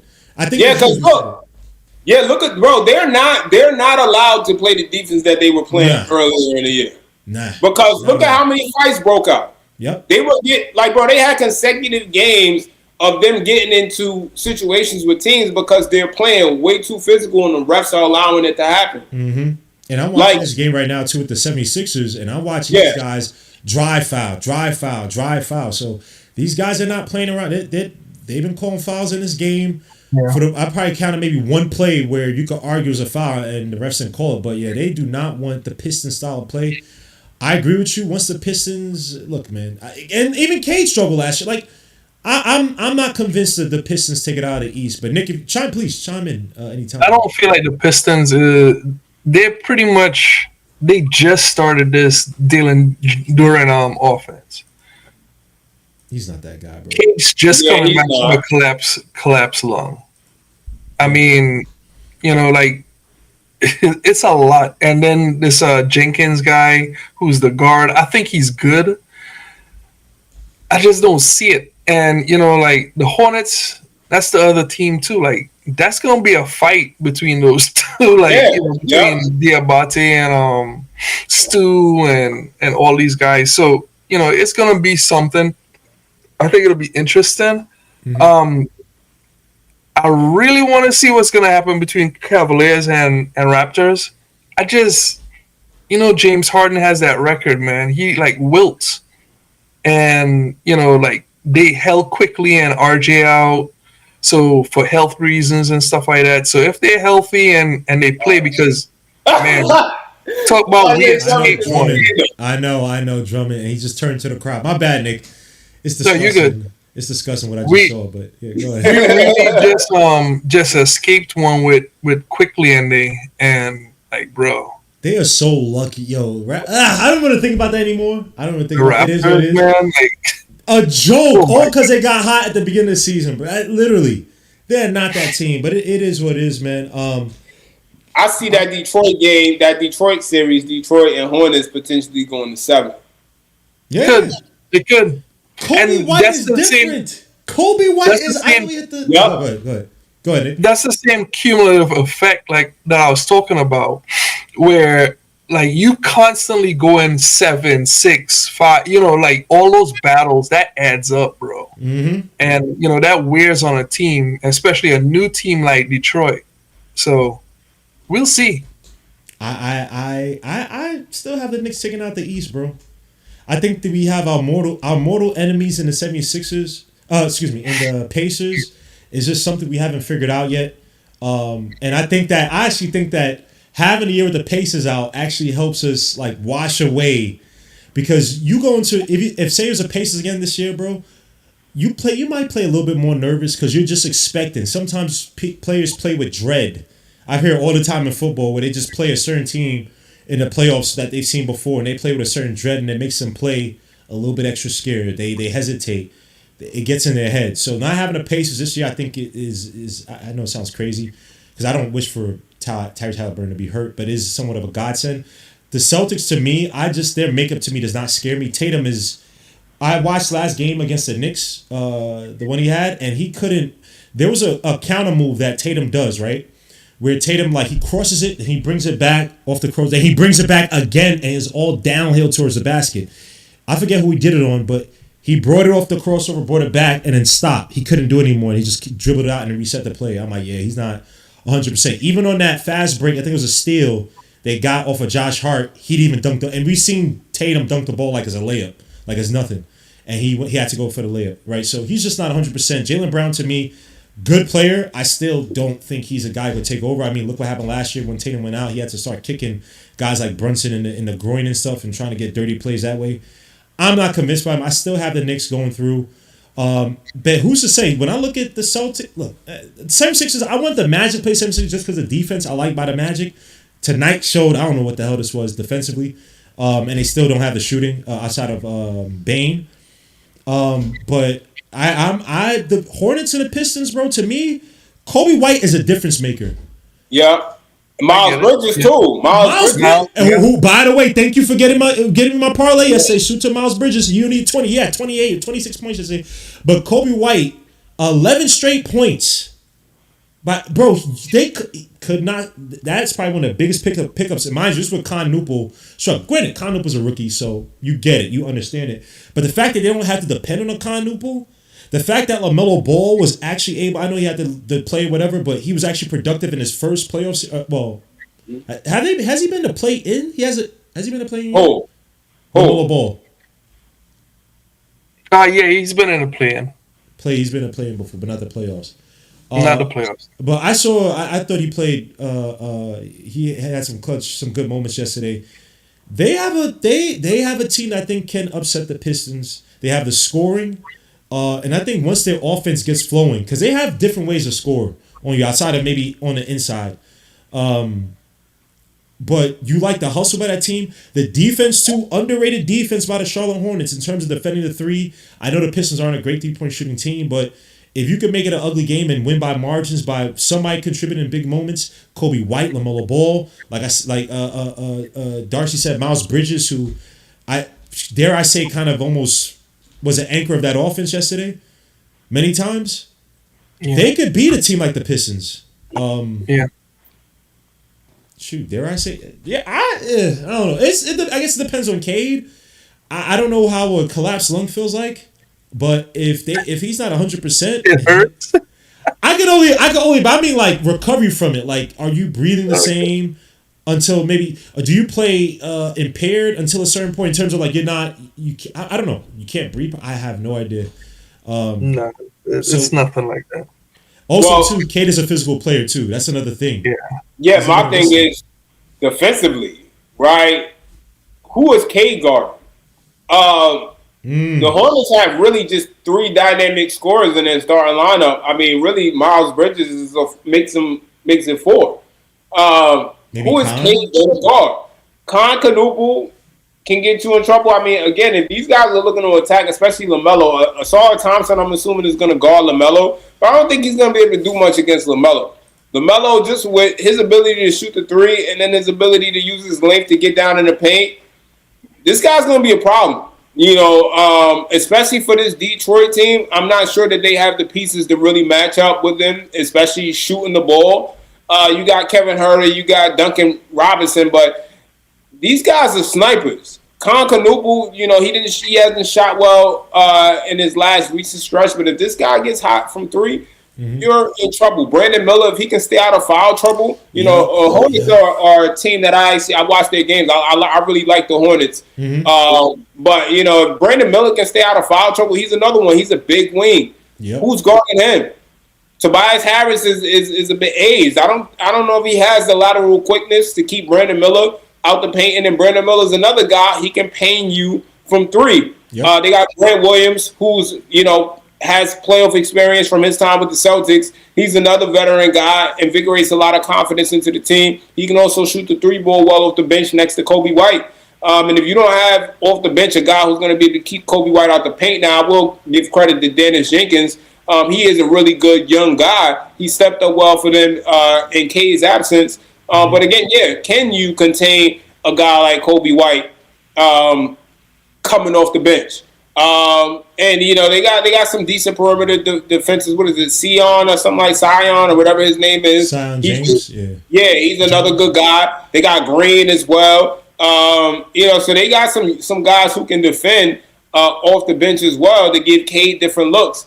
But ultimately, to me, the key for the Hornets is: are you going to be able to get these guys in foul trouble? If you can get Jalen Duren off the court, get him in foul trouble. If you can get Cade Cunningham off the court, get him in foul trouble. The series is yours for the taking. Yeah. And honestly, Jalen Duren, to me, I know, good player, but he just doesn't. He ain't dominant like people see the muscles and whatnot. He's not dominant like that in the paint. Now, help defense. I've seen him. He had some good games. Could make some great blocks. But I watch him and I don't get the feel of like, their front court is really like solidified in a sense where you can attack towards a basket, or I could dump it with Jalen Duren. I think he gives you fraud vibes. Because like I said, man, he worked on this and that, and the points are there. I watch him for the most part. He's a putback artist. He's a pick and roll guy. He's not a guy like he shot earlier in the season. He shot a little mid range jumper, but the way people goosing him up, I'm like, he's not a go to offensively. He can clean up well around a basket, and he can post up a little bit depending on the matchup. But all in all, I just don't see him being a consistent guy that they can go to offensively. Cade is their engine, and the offense is heavily going to be dependent on him. Now, the Hornets, do you have that guy defensively that's going to be able to contain Cade? To me, I'm not sure that they do. I think Miles Bridges could could contain Cade. It's I don't know. Slow him now. Yeah, I it's mean, I don't. so one thing I'll say about that. I think it was the Spurs. Now Wemby is different, right? Obviously, but the way that Stephen Castle was playing Cade, and like he played he played him relatively strong in terms of Cade wasn't really able to assert his dominance off the dribble. He didn't allow Cade to get to his steps cleanly, right? When Cade gets, especially off of the screens, he spammed the screen game off of us. Once he gets that downhill motion and he gets that arm, that lead arm on you, bro, it's not much you could do. Stephen Castle didn't allow that to happen. Y'all watch that Spurs game? Like Cade shot, I think 5 for 20, something terrible. And Cade was never able to get that one step and then lead arm on any of the on the Spurs. Stephen Castle played great off the screens. Obviously, Wembayama played a lot of drop back, and then Cade really couldn't do anything versus Wembayama. But Stephen Castle did such a great job hounding him. So I can see a Sion James being utilized early, and then maybe go to a Miles Bridges. But I think power versus power is going to work best against Cade. Not that Miles is the greatest of defenders, but I think as long as you don't allow him to eat off those screens, spam those screens early, because Cade, again, has been struggling shooting-wise. Cade really only shoots well from outside when he's white hot. I'm not sure. I don't think they're going to give him the Donovan Mitchell green light to start out the game. But I think if you're playing well off the screens and don't let him to get that push off to the basket, I think the Pistons offense is going to struggle mightily. I just don't see them. I don't know why people gassing up the Pistons like that. Like, it's like, oh, let us be. They should have beat the Knicks last year. It's like, no, they shouldn't have. Like, what are we talking about? And then they, for some reason, because of this, people want to be like on the up and up. They want to pick the Pistons to go and lead the East. And you watch them, their offense sucks. Tobias Harris, there are games I've lost money on because he could have scored 10 points. And this was without Cade. They're not that team, man. I don't want to use my betting as a barometer, but I watch enough of these stupid ass Piston games. Dennis Jenkins is going off in certain games. I talk trash about him, but he's had some solid games. Other than that, Orsett Thompson cannot do anything 5 feet away from the basket. His offense is extremely predictable. They had to also use Marcus Sasser, who I like. I like Marcus Sasser off the bench, especially after K got hurt. But to me, their offense just doesn't give me the scares. I don't think there's any player in that lineup who could really go off like a Beasley, who could like live for the moment. Maybe Dennis Jenkins, but again, this is first year into the playoffs. I don't think he's that type of player, at least not yet. So I'm confident. I think the Pistons might lose out before they even get to the Eastern Conference Finals. I could see the Hornets beating them because the Hornets' offense to me is just too multifaceted. I think that the Pistons are frauds. So Sixers and Celtics. Celtics. And how many? Okay, so I'll actually go Sixers on that one. With no Embiid? I don't see it. So that's the thing. I think they could be better without Embiid against specifically the Celtics. The reason why is Maxey could do some Jalen Brunson-like things. And I feel like the addition of Paul George and VJ Edgecombe could actually negate, because they actually do defend well. I don't think Tatum is all the way back. I don't feel like their offense, or much less defense, is as good. And I don't think they'll out-rebound the Sixers, even without Embiid. I'm just putting that out there. I just don't see it. The only thing is that they don't have, obviously, no KP. Even in the playoffs, KP, because of his issues. But I'll say this about the 76ers. I don't believe in Paul George. He had a great game today. He made some tough mid-range jumpers, but he's also a guy who disappears. He disappeared many times this regular season when they kind of need him. I think Maxey's Maxey. Maxey's gonna give you 30 points a night. He's just certain things you can't defend Maxey at certain points. It's just ridiculous. I think VJ Edgecombe is a possible wild card.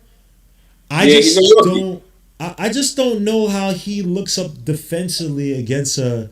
I guess you might have Derek White on Maxey to start out. I don't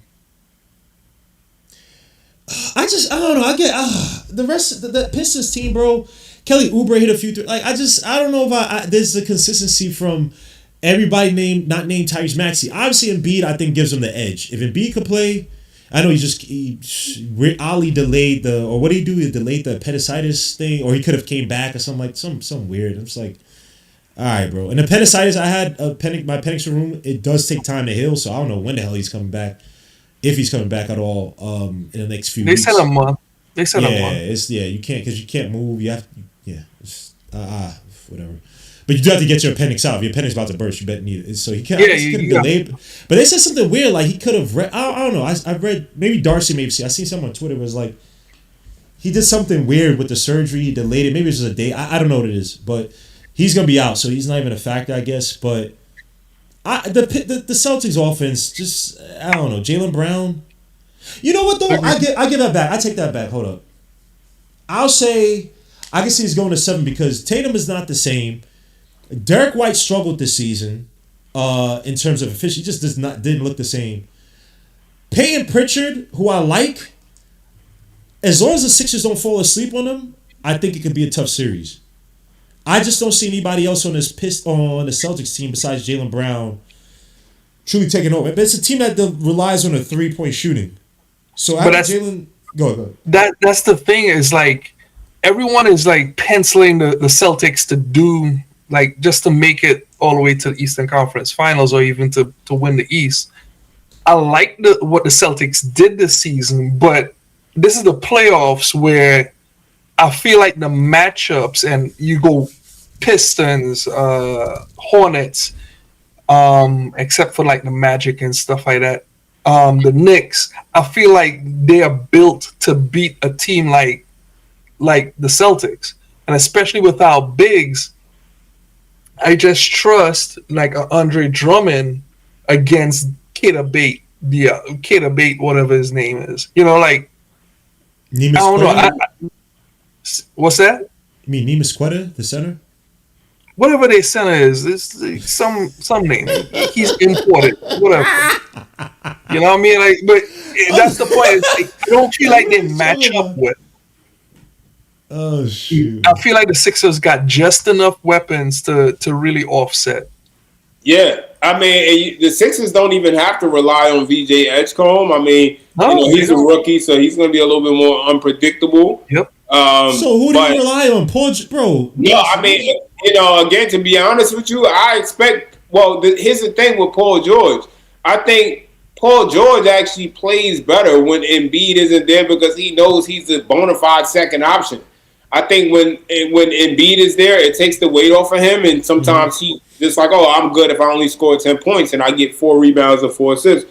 Versus a night like this, you look at how he played tonight. He knew he had to be a go-to on offense. He knew he had to bring it offensively, and he knows he's going to have to do that on both ends of the floor against the Celtics team because they're wing dominant.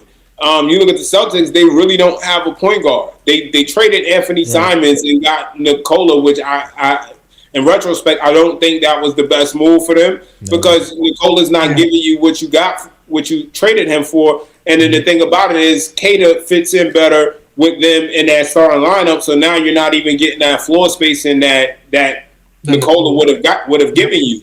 And then he also had the injury. So, there's no telling how well it's going to take for him to start shooting the ball well, and even if he's even going to do that in the series.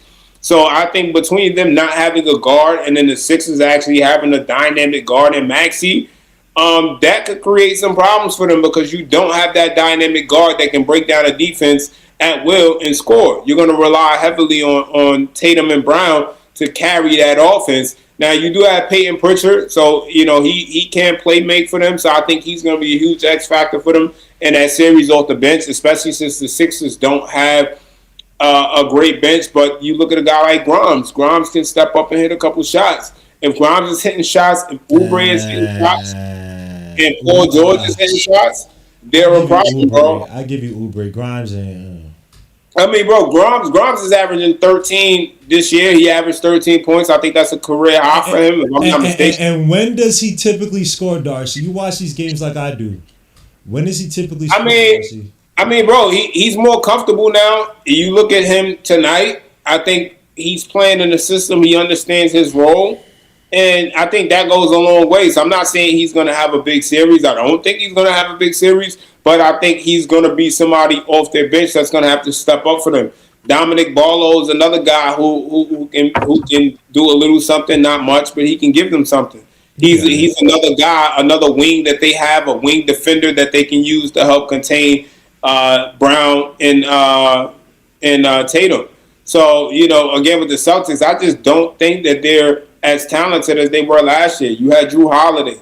You had KP. Those were the guys who really gave you an upper hand against other teams, and you don't have them anymore. So I can see this series going to 6 or 7, and that's a big if Paul George steps up. But I think if Paul George steps up, they can be evenly matched. Andre Drummond can space the floor, which you're seeing now. That will be an interesting matchup between Paul George and Tatum. One guy on his last legs, one on a recovering legs, because it's like they're almost at not the same point age wise or career wise, but health wise. Like Tatum is gonna have to. He's really gonna have to reinvent himself until he's fully healed, and he may never be truly healed with the Achilles, because they still play him the same way. The Celtics, not to cut you off, Darcy, it's like they play Tatum the same way, top of the key, and have you tag, and it's like, bro, he does not look, he can't get past his guy. And the funny thing about Tatum is that when he was healthy, he was just getting past his guy, but he was able to do it at such a high clip. You thought he was always quick and fast. Is that he was able to switch, able to counter to his counters, and he's always able to get half a step on you. That half a step is gone. So they got to throw him in the low post. They got to do something with him. I don't know if he wants the physicality or whatever, but the way they play him, I give you guys that. I'll give that to you, Nick. I still have the Celtics by an edge, but that could easily go to 7-game series. Celtics. I just like the Magic's defense more than the 76ers, but Magic just don't got the shooting outside of me. So. And just to look at how the regular season was ending for the Celtics, they were pretty much with Tatum like almost force feeding him. Mm-hmm. Like, man, Tatum is back. Let's give him the ball, and it didn't feel natural. And I felt like if you had looked at some of the numbers, they like the whole team was shooting 29% when Tatum was on the floor, from 3. And that's what they do. They shoot the 3. Yep. And Tatum's numbers from 3 is terrible. Like, all you have to do is just cut the drive off on Tatum. Yep. He's already lost a step. You cut the drive off. You don't let him take those threes. And yes, he's gonna have a game where he gets hot, but for the most part, he's off from 3. Yep. So that makes it a one-way game. And if he starts, especially because even Bill Simmons said this, they shouldn't start him. I'm telling you, I don't feel like the Celtics are as dangerous as everyone thinks, because Tatum is actually almost a negative from the way they've played. I'm just putting that out there. We can see what it looks like. It's going to be Sixers versus them, but, we'll see. Nuggets and Timberwolves. Ooh. Timberwolves are a weird effing team, bro. Timberwolves are a weird team, bro, because when they have Edwards healthy, they could beat any team in the league. I've seen games by them where the defense is great. I've seen games where Randall's had 30 and 18. I'm like, what the fuck? And I'm talking about what game? Not the Warriors. I forget what game it was. It may have been the Nuggets, but I could be wrong. And Randall went off, was unguardable. I mean, I guess we've seen that with the Knicks, so it shouldn't be any surprise to us. The Nuggets they have weapons. I love Payne Watson off the bench, even though they play him. It's weird how they feature him. It'll be one game, he'll give you 26 from nowhere, and then another game, he has like 5 in like 7 minutes. It's like, what? Or they don't play him a lot. Or not play him, but feature him a lot. They got... great defense versus great offense. I have the Nuggets. I have the Nuggets just edging this out. Pause in 7 games, because what the Wolves did that was great. Io DeSamo and Bones Highland are great off the bench, bro. They've been godsends off the bench, especially Io DeSamo. If Anthony Edwards can be healthy enough to go back to his old ways, and you have the production from Io, who probably covers for Nikhil Alexander-Walker from last season, and then it gives you defense too. I'll take the Nuggets in 7. Yeah, I mean, I got the Nuggets taking the series, and that's really, it just comes down to their experience. But I would not be surprised if the Timberwolves pulled it off. You know, giving off that, you know, you just came from the Western Conference Finals. You did it back to back. You're itching to get back there, so that alone can be the difference maker. But I'm going to rely on the Denver Nuggets playoff experience. That's pretty much what I'm going to break it down to. I think Jokic is just really a dominant big. I'm not sure if Gobert is going to be able to contain him enough to get them the series, but I wouldn't be surprised if it went either way. But I can definitely see it going to 7. And in that moment, it's going to be battle with the stars. Can Jamal Murray close out that game? I don't even think Jokic is going to be the X factor in a game 7. I think Jamal Murray is going to be that guy because at the point of attack, you know, they don't have Nikhil Alexander-Walker like they did last year at the point of attack. And not to say that he was exceptional, but he was agile enough to be able to keep up with a lot of wings. I don't know if Jaden McDaniels is going to be enough against Jamal Murray or if any other guards are going to be able to step up. So also remember two things. So a few things. Remember, Jaden McDaniels had a really good series last year. Who they played last? Both him and Nikhil Alexander-Walker kind of went off. I'm forgetting who they lost to last year, but they lost to OKC. To OKC. If I remember. Yeah, man, Jaden Daniels, if I remember, had a good series. I have to go back, but I'm pretty sure it's that one or maybe the series before. I'm talking about offensively. Him and Nikhil, especially Nikhil did well, but probably better offensively.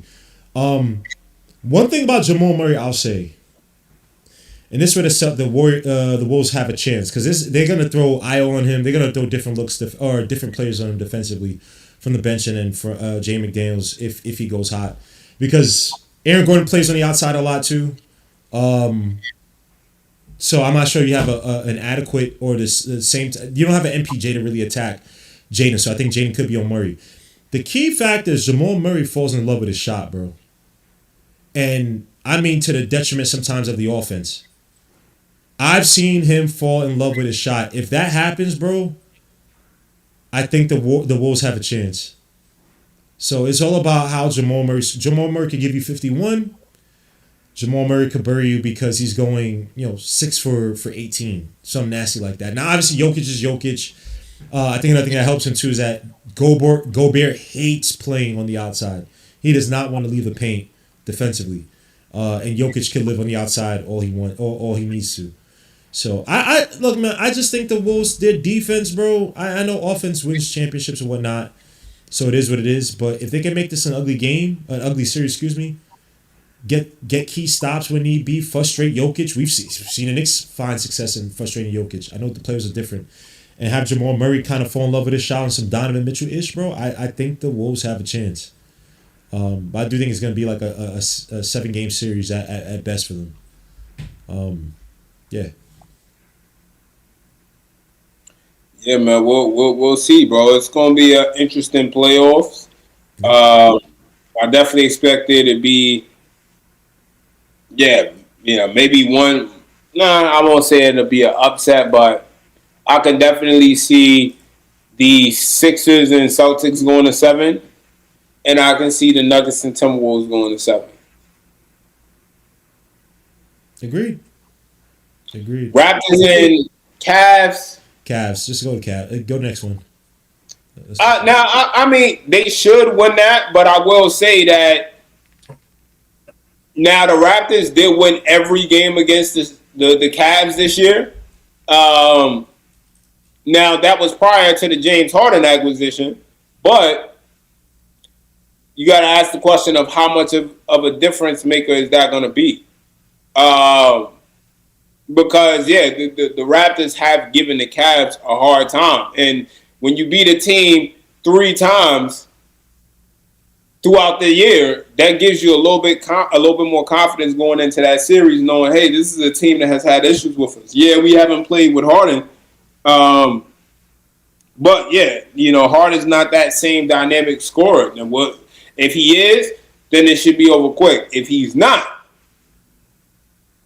then I don't know. To me, I'm not even sure the Cavaliers have to even do all that. You frustrate Brendan Ingram enough, bro. I don't really think the Raptors have weapons. I don't trust RJ. Nah, RJ, bro. RJ to me gonna be the leading scorer in that series. He may be the most productive guy, but I don't think he's gonna be a guy that you give the ball to and say he'll take over a game, bro. It's gonna be RJ. I think he might fill in the gaps, bro, because the rest of that team is, to me, they're weak. Woo. Scotty Barnes ain't that guy, bro. He is. It's gonna be RJ, scared. bro. RJ just guard his left, and RJ's my son, but I've watched RJ, man. He's had some good games, 27 points, battles against the freaking Jazz and stuff. Like, I'm not convinced that RJ is really could really carry the offense when need be. Like, when Brendan Ingram struggles, bro, RJ ain't gonna be the anchor of your offense unless he can also shoot, man. Cause he still attacks he still tries to find a shot off the left, bro. And he fills in the gap. He fills in nicely playing alongside Brendan Ingram as an offset. But he's not. If Ingram struggles, bro, that offense is done. They're finished. They are so dependent on him, bro. Like, Jakob Poeltl's decent, but he's a guy. He's not. I know he had his 30 point. I think he was one that had 30 and 18. I said somebody else had 30 and 18. I said Randall had it. It wasn't. But Randall's had 30-point games and like 15 assists or something. 15 rebounds, excuse me. But it was Jakob Poeltl had like 30 and 18, I think, versus 76ers. I forget which Eastern Conference team it was, but I watch that team, bro. Raptors if Cavaliers lose this one, man, bro, get rid of Jared Allen because he's trash. Like, Jared Allen's gotten cooked before. He got cooked last year in the playoffs. He be some trash. Got cooked by Mitch. Got cooked by Mitch 2-3 seasons ago, whenever it was. If they lose to, I'm telling you, bro, they lose to the Raptors, man, bro. I don't know if it's blow that issue up, but you got to get rid of some players, bro. You should not be losing to the Raptors, man. Yeah, I mean, bro, if it go to 6 or 7, that's still bad. I agree. Because you look at them last year, they swept the Heat.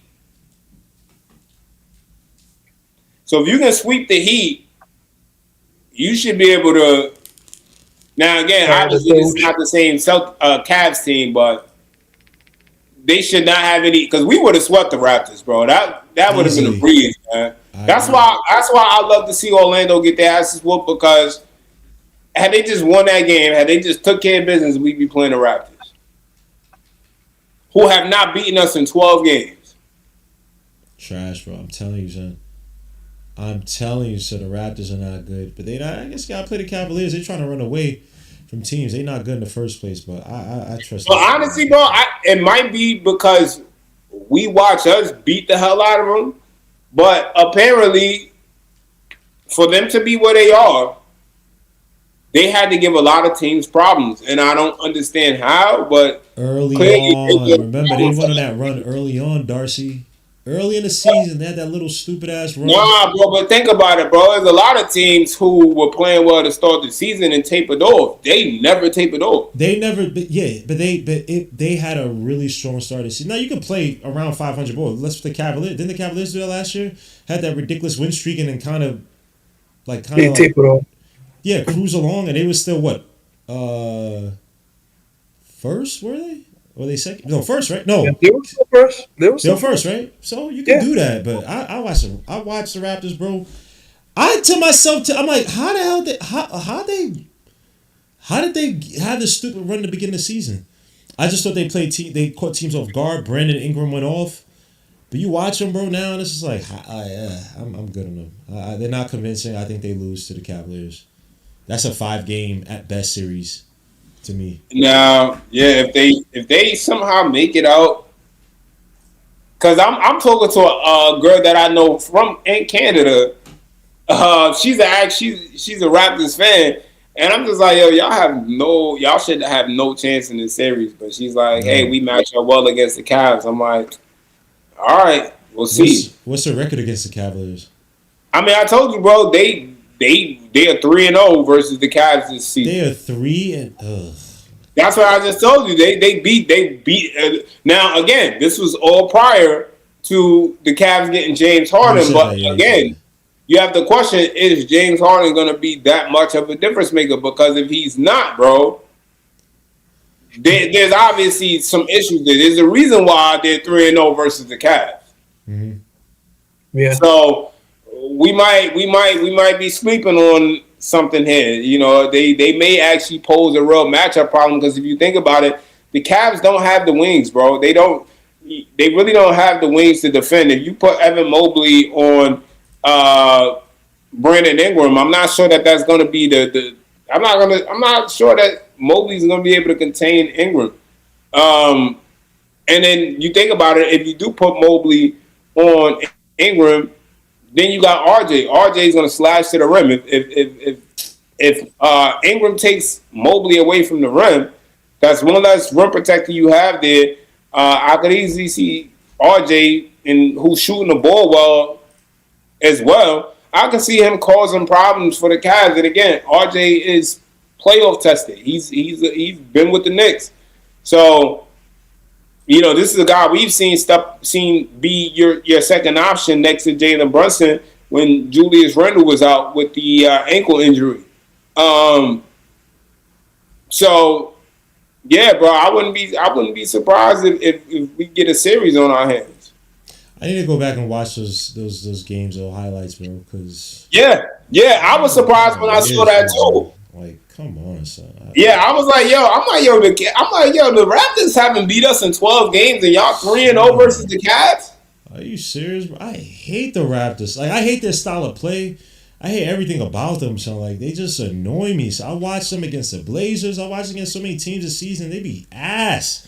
And they be ass late in games. So, like, I'm telling you, bro, Scotty Barnes, I don't care what no one says, rookie of the year, that crap, bro. He is, in terms of a go-to, a number 2 scorer, ass. He don't do ish at the end of games, bro. I swear, if you watch their offense, he literally get the ball and be looking at hand and right. I'm like, yo, bro, you got to do something, son. Y'all go watch the Clippers game, bro. They made a comeback. They're down by 11 or something like that late, bro. This dude wanted nothing to do with the ball, and then he ends up getting cooked by Kawhi Leonard at the end of the game. It's like, bro, what are you doing? Like, team straight ass, bro. But which other ones we missing, Darcy? I mean, I think those are the only ones that are actually be a real series. Lakers losing to the Rockets. I don't think that's much.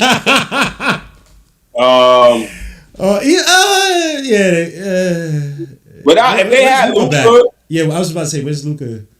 If they had Luka and Reeves, we'd be having a different conversation. But yeah, nah, LeBron is without them, it's clip. OKC gonna take care of business. Spurs gonna take care of business. Spurs versus Portland. I don't see that being much. Yeah, man. Danny's playing good, but that's not gonna be. Yeah, Danny yesterday. I'm so pissed. I bet the under on him, and he destroyed my combo points and rebounds. He had like 40 something. I'm like, I watched that last layup. I was like, yeah, that was for me to like really like put like, bro, you bet against me type ish, bro. I was like, come on, son. It's a but he been hot, bro. He went off. He killed me. He went off, bro. He's doing ISOs 1-on-1s and shit. I'm like, come on, son. When the hell your man Danny? I know he's been doing this. He's having a good season, but I'm like, come on, son. Man had an and 1. He's yelling at the refs to call a foul. I'm like, bro, who the hell is this dude? Whose man's is this? All because I bet against him. I bet against him. Average 25, 7, and 7, bro. Man, he's had games where he's lost me parlays, bro. I don't want to hear that from no damn Danny idea, bro. But no, he had a good game, bro. I just don't think they have enough. Not against San Antonio. San Antonio should take care of business. Yeah. Now, before we get off though, if Spurs and OKC end up matching up, what's the prediction?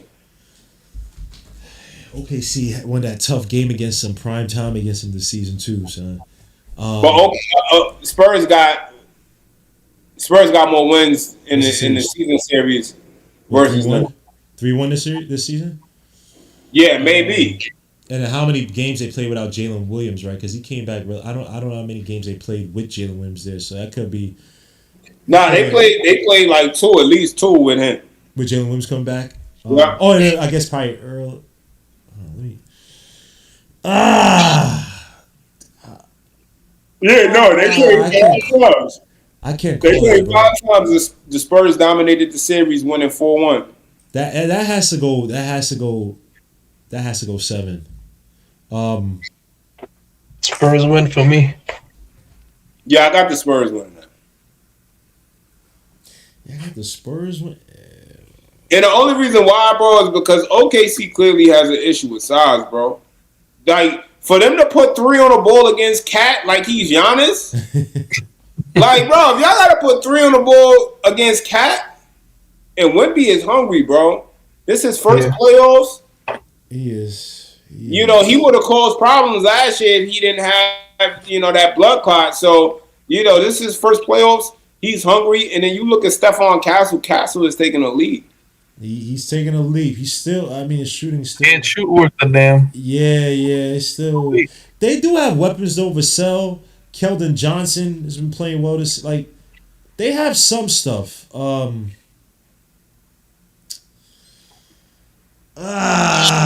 If they don't call those BS calls for SGA, bro, I think this could be a series. And they be going away from iHeart, bro. I don't know. I don't want to say he's dumb, but they don't be all that rebounding is we getting cooked a little bit. And Chet, I don't care what no one says. Chet is a poop. Chet on the floor be some ass, bro. I don't think he wants anything to do with Mbayama. He's gonna live on the outside, so it could be Spurs. Yeah. Hey, I mean, honestly, we should want the damn Spurs to win because we have way more success against the Spurs than we do against OKC. And of all So players, Cavs played him well defensively, which is weird. yeah, I would rather play them in the finals than OKC. But to me, I think we can beat OKC. I just think you'd have to really run the offense through Cat. But I think we easily have a much better matchup against them. No, that's fair. That's fair. Any more else, bro, before we head out, Darcy? Nah, that's it, bro. All right, man. We're gonna cover this as the playoffs goes along or whatever progresses, man. I appreciate you, Darcy, my brother. I appreciate you, Nick, my guy, man. You guys have been great tonight, man. Appreciate you guys, man. I'll talk to you guys later. My guy Darcy watching the game right now. He got a few parlays, so. Hell nah. My slip's all cooked. I'm done. I didn't put nothing tonight, man. I whatever, man. But I'll catch you guys later, man. My brothers, peace, salute, God bless. I'll catch you guys in the next one, man. Peace. But yeah, those are my guys, man. Great show, man. They did a great job breaking this down, man. This should be a series between the Hawks and the Knicks, man. This should be a dominant series. Let me say, excuse me. I'm expecting big things from Brunson. I'm expecting a situation like the Cavaliers. I think Cat should also have a big series as well too because they just don't have an answer for him defensively. Okongwu is a good defender. He's a good player. He's gonna live on the outside.